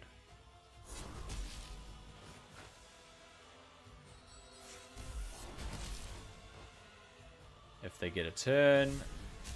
No, they don't even get a turn. Alright, we might have to go to a higher level.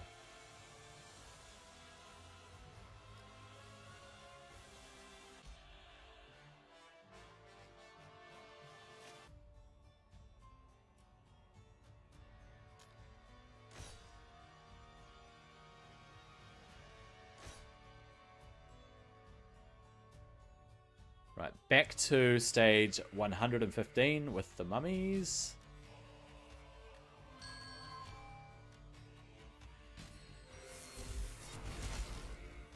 Very good. Alright, let's confuse them.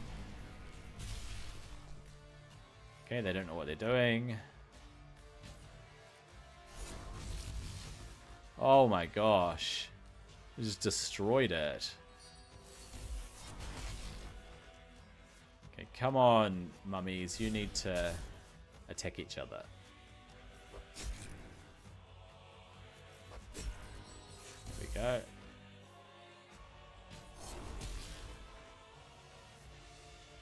And then you have to be able to rotate around so that his core comes back up so that you can continue to confuse. So his ultimate actually works a lot better if they're confused because it extends the duration. You want to kind of save his ultimate unless you want to just do damage.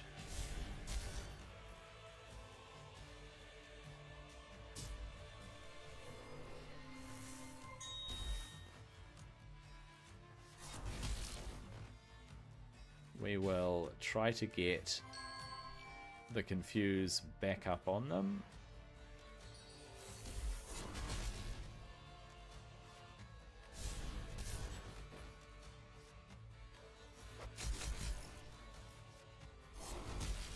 Counterattack paying off. Counterattack paying off. Alright.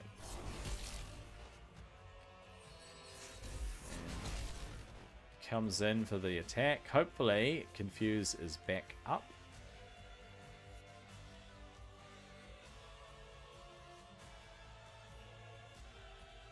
We'll just attack. Alright, confuse is back up. We do this. Do this. It did not extend the duration. So attacks all enemies. If a target is under confuse, inflict 100% increased damage, right? Increase the duration by 1 turn of any confuse or corrupt. It did not increase it. It kept it as 2. So his ultimate is not actually doing what it says it does.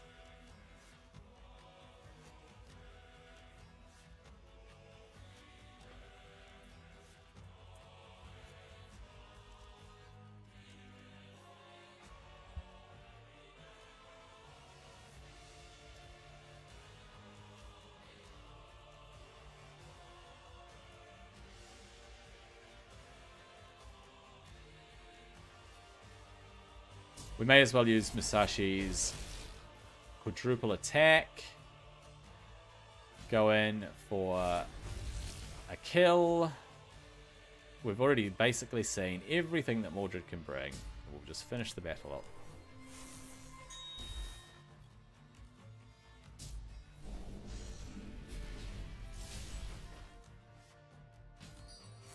Doesn't bring a lot of damage there.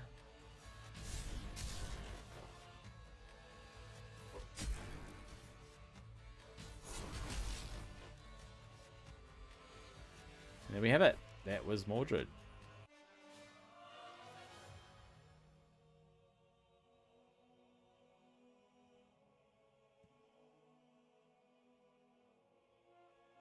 Overall, Mordred is a very strong support champion. He brings Confuse for 2 turns when you've awakened him, and it creates incredible control at the higher levels when you confuse the targets and they can't take a turn. If his ultimate worked as it's supposed to, it would be even stronger. If they had 1 turn left, it would go to 2 turns, and so on. I think that Mordred is A, floating towards S. Almost S tier in terms of a disruptor. In fact, for a disruptor, I think Mordred is S tier. He is such a controlling champ. He comes in, he puts up the corrupt. I don't think corrupt is functioning properly. If it did, it would be good. If his ultimate functioned properly, it would be great. I'm sure if you built him for more damage, he would do more damage. He comes in with enough. He has such an excellent kit. I have to put him in S tier. It is lower S tier, between A and S, but definitely I'd like to put him into S tier.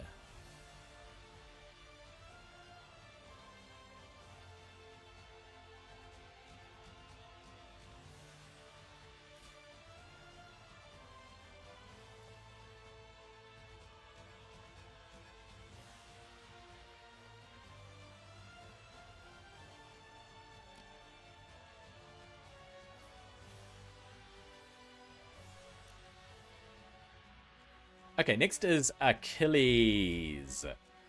He is a slayer.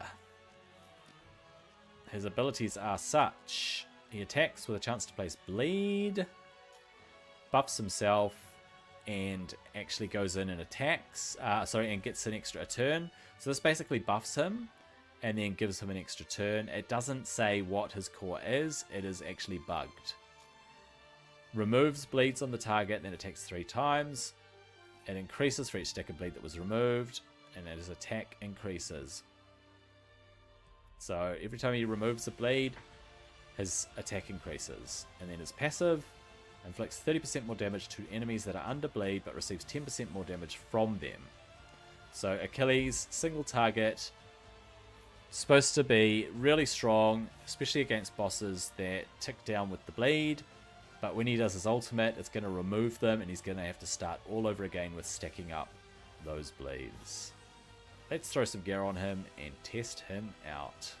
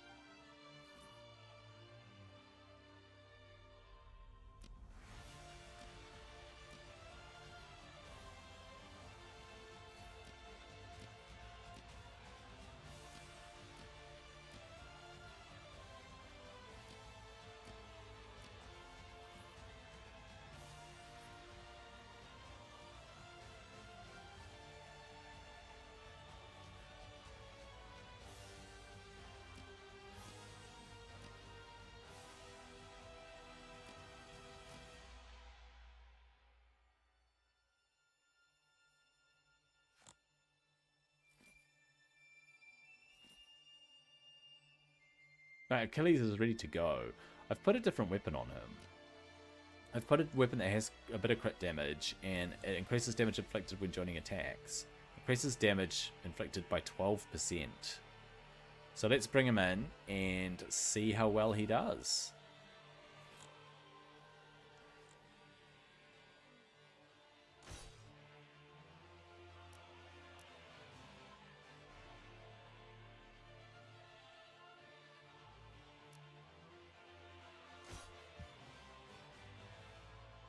It seems to be a pretty nice weapon, especially for an epic.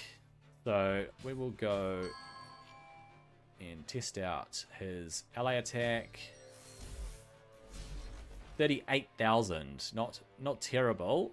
Not as strong as Zeus, but not terrible. Right, we'll increase his attack, sharpen and retaliate, and a weak hit for 8,000.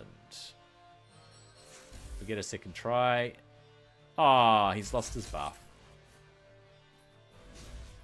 Counterattacks for a weak hit. Lots of weak hits. He's getting a lot of weak hits. Alright. Let's go to an easier level, I think. Even though he's level 60, I think we need to try an easier weapon. This is Achilles. We need to try an easier level. He only brings single target. I might bring a bit of support just to keep things ticking along.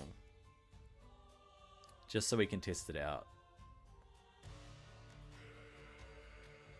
Actually, I'll test him on 120.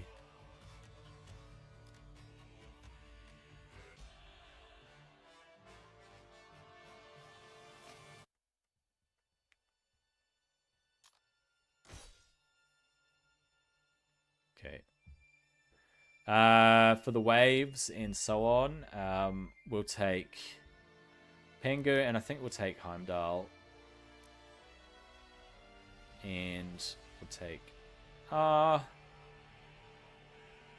maybe Shamash. Right, they should have gear. I'm just gonna check that they have gear.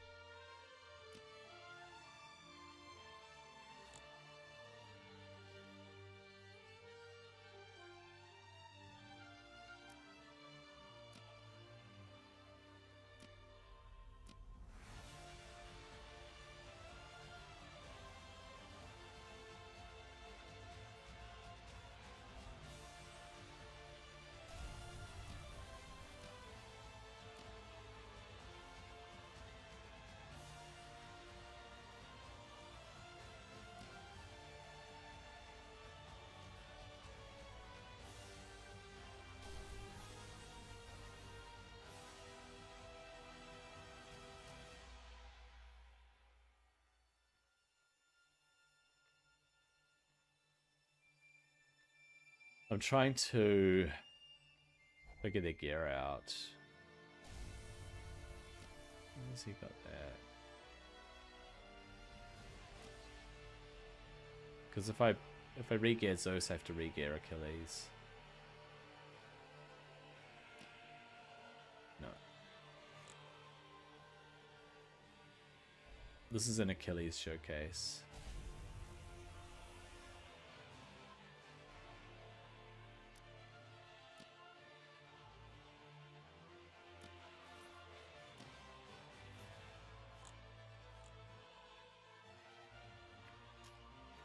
Okay, I'm going to try stage 120 to see if Achilles brings much at all. I think this will be a decent showcase of Achilles' capabilities if I can get this right.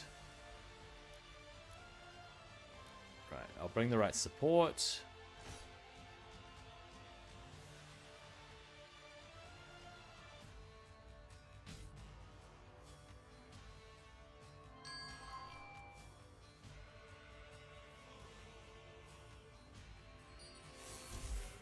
Coming in for 89,000. Not bad. Pretty strong. Okay, we'll team attack Green Knight.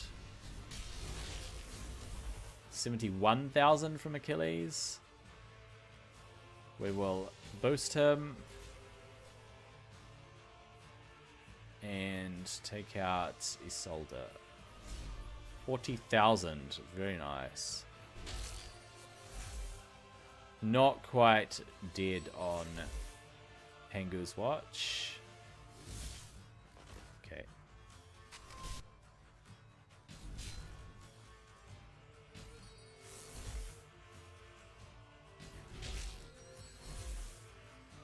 And whack. 33,000. Pretty good.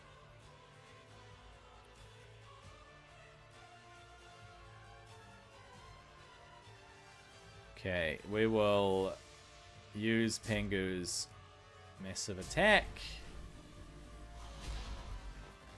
Just about everybody taken out.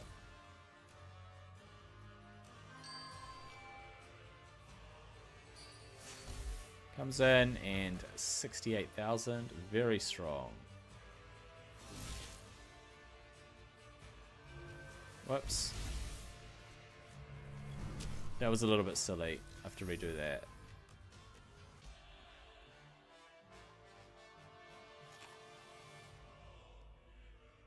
I have to play this right just to get to the boss.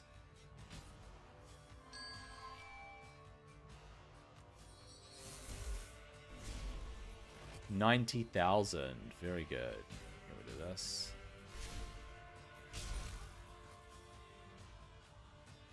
We'll save the ally attack. Whoops.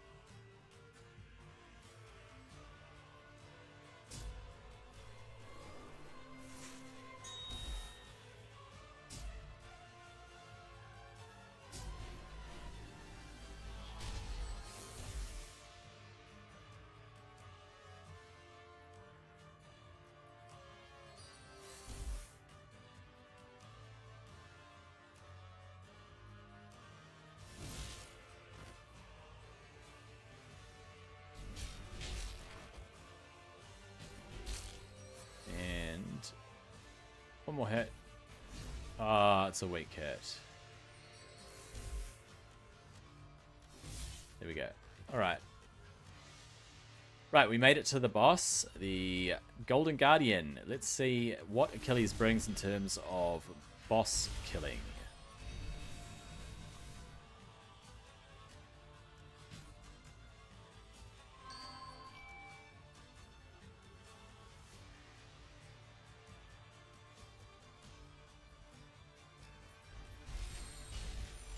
Get our shield up.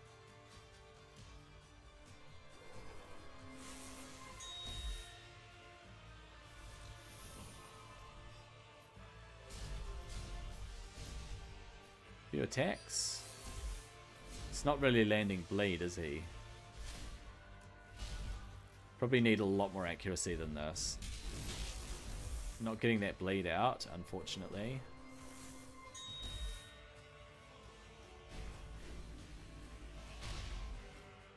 I may not have the accuracy. This might be a waste of time.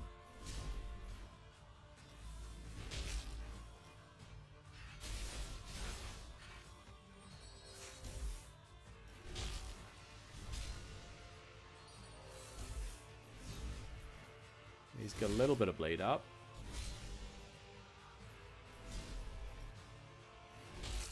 Yeah, you need accuracy 100%. I just wanted to see if he could hit hard more than anything.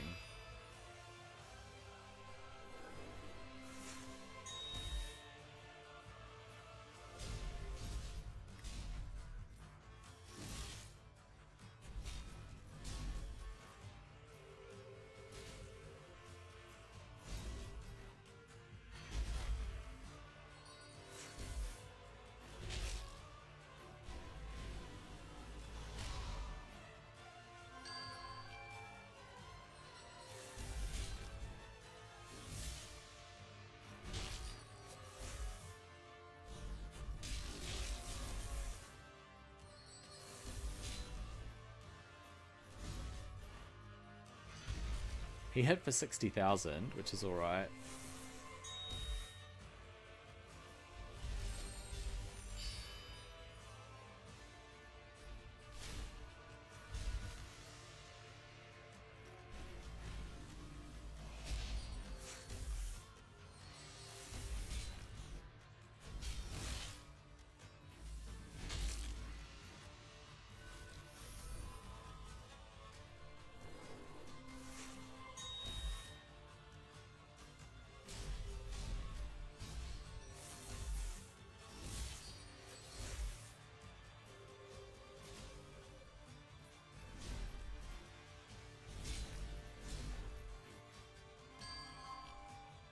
The bleeds are a little bit of a niche thing, but I think he's managed to get a little bit up there.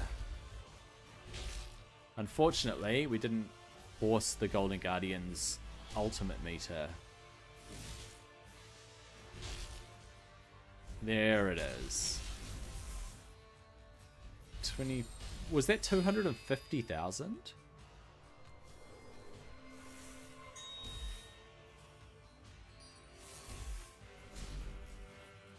That looked like 250,000.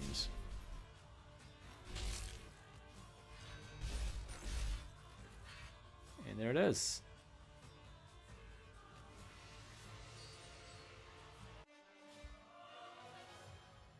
Okay, low accuracy Achilles against the Golden Guardian. He did most of the damage. 3 million damage. Pretty solid. Right, so I would place Achilles as an S tier So I would place Achilles as an A tier hero. He's fairly niche, great against the Golden Guardian, but that's just a very specific boss. He brings a lot of damage. He has a good buff on his core to come in and do more damage. And with that ally attack and that ally attack sword, he is bringing serious damage, but that was just a very specific situation. So, solid champion all round. Definitely not a B tier, but he's not S tier either.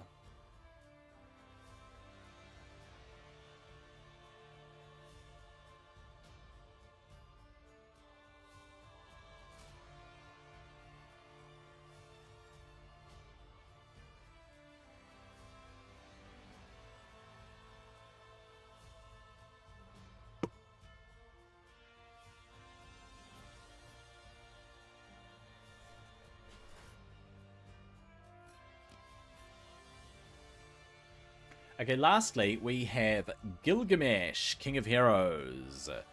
He is a brawler. His abilities. Single attack with an additional 20% chance to strong hit if his divinity is up. This guy's all about divinity. AoE on the core, increase the damage by 1% for each 1% of missing HP on him. So as his HP drops, he does more damage. When he first takes fatal damage, he prevents. And we have Mortal Reminder. Attacks all enemies. Another AoE. If the target's divinity is above 50%, increases the damage inflicted. Places barrier on himself. And his passive, when someone activates their ultimate, has a 100% chance to increase his divinity by 10%. Let's throw some gear onto Gilgamesh and check him out. Gilgamesh is the solo champion. He can solo content if you build him right. I used him to complete one of the challenges which required you to use one epic champion. And I chose Gilgamesh. I'll throw some gear on him and we'll go see what he's all about.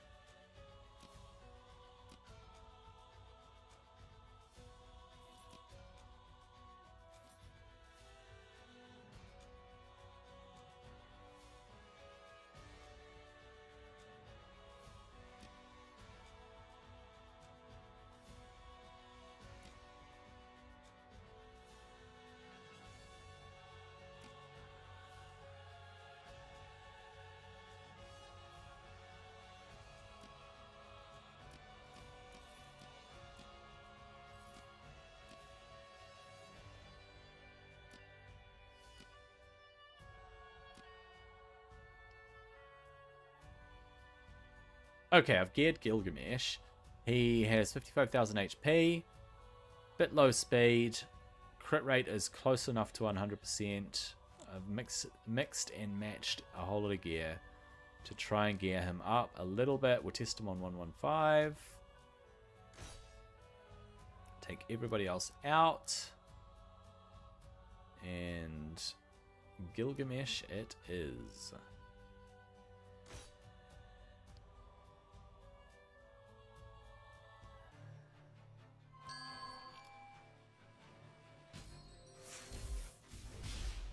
Coming in for 25,000, but it was a strong hit.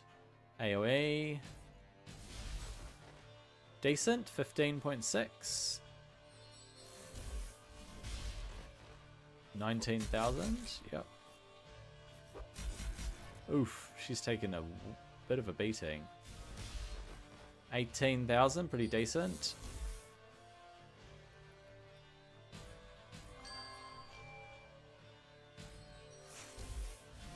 Coming in for 25,000. Strong hit. Okay. Big hit. 21,000 across the board.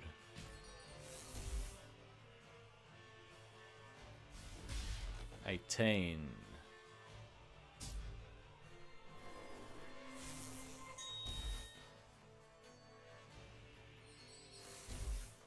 Not quite. He's got a barrier, which is nice. Very nice to have that barrier up.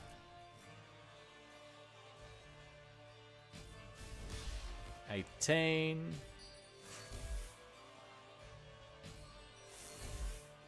No. 23,000 strong hit. Takes the hit, easily shrugs it off.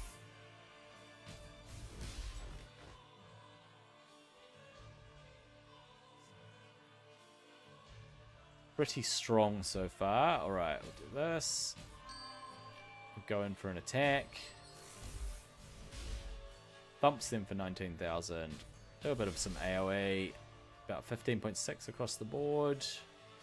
Take out another one with his ally attack. We might have our ultimate up here. Not quite have our ultimate. We don't quite have our ultimate. Now we do. And then we come in and bam. 32,000.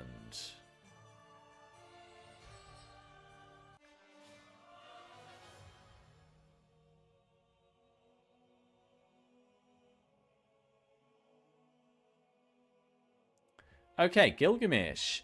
If you're looking for an epic champion that can solo content, very beefy, and can take the hits as well as dish out a bit of damage, he's your man. A better showcase would have been to show the Divinity, the way that he plays with Divinity in there. It is a little bit niche. I think he's basically between B and A overall. He's not that great. I used him for that one particular instance of 2-starring as an individual epic champion because of the barrier, because of just the damage he can put out, but overall, like many brawlers, he just doesn't quite cut the mustard. So yeah, B tier. Overall, for epic champions, we have one S, and that is Mordred. Fantastic control champ, very strong, especially when awakened and ascended. We've got 7 A tier champs. Percival, really good as a single target. Bastet, very strong as a slayer. Brynhild, a fantastic defense champion. We've got Green Knight with his retaliates. Imhotep, excellent healer. Musashi, very strong attacker. And Achilles, strong attacker, but great against bosses because of the bleed. B tier, Set, not a very good disruptor, but alright. Beowulf, too niche, single target. Leonidas, too niche, single target. His ultimate is great, but he needs to be hit. He actually needs to be hit for it to take effect. Gilgamesh, pretty similar to these other ones here in B tier, just doesn't quite meet this. Doesn't quite meet what he should. C tier, not very good champions. Don't be terribly happy if you pull these. Pandora, she's not that great. She kind of didn't come to the party. And Hound of Duat, not a very good defender. Doesn't bring a lot. I left one on the table. It is Osiris. I didn't build one. I had so many dupes of him. I should have built him, but I didn't plan this series of ranking the Alpha 2 champions in time. I'd already used about 10 Osirises, and so I didn't actually build one to test one out. You can draw your own conclusions. However, that is everything for ranking the epic champions from Godforge Alpha 2. Thank you for watching, and I hope you have a good day. Alright, that's everything for recording the video that I'm going to put out for the ranking of the champions. I'm actually going to end my stream in a few minutes anyway, and I am basically done for everything. This is it for me for Alpha 2. I'm going to say goodbye to all of these powerful champions that I managed to build up. All of the crazy resources that I managed to get. So, I ended up with 15 level 60s. 15 level 60s. A few awakened. Some really good awakened ones, like Aphrodite. Tengu awakened, almost max awakened. Just a basic unawakened Zeus was king of the hill, man. An absolute god tier champion. Pengu pretty good, tapered off a little bit. Quetzalcoatl very strong. Such a powerful champion. I'm a little disappointed I didn't get to play with my Quetzal all that much. Hopefully in Wave 3 I will pull one a bit earlier. Shamash still not that great. I do not rank him as S tier, but he's all good. And Heimdall was a massive carry, so fantastic to play with those champions. Mordred, the best epic 60 I made. A few other epics and such. Skadi, very strong as a rare. This guy tapered off. He was good at the beginning. Isolde, she doesn't bring anything to the table that's worthwhile. She is a next to useless champion. Ramses, absolutely fantastic. Tristane, left a little bit to be desired. Marevna, a little bit too squishy, but she's a decent damage dealer. She helped me to 2-star 131. Volkadlak, dead weight. Valk, pretty decent. Underrated as a brawler. Valk is actually pretty good. I'm going to level 1 in Alpha 3. Dagonet, little bit disappointing. I went over Imhotep, very good. All these epics that I've got, very good. Shishi, didn't get to play with him. Apparently very strong with the barrier and the heals. Hippolyta, not so great as a defense champion. Lady Shock, starts off pretty good, but you'll be replacing her for everything that she brings very quickly. And that's about it. I didn't get to test anything else out. That is absolutely everything from me for Alpha Wave 2. And I'm going to end my stream 10 minutes early because I can. And I hope that people will join me next week as I start a brand new series in between the Godforge Alpha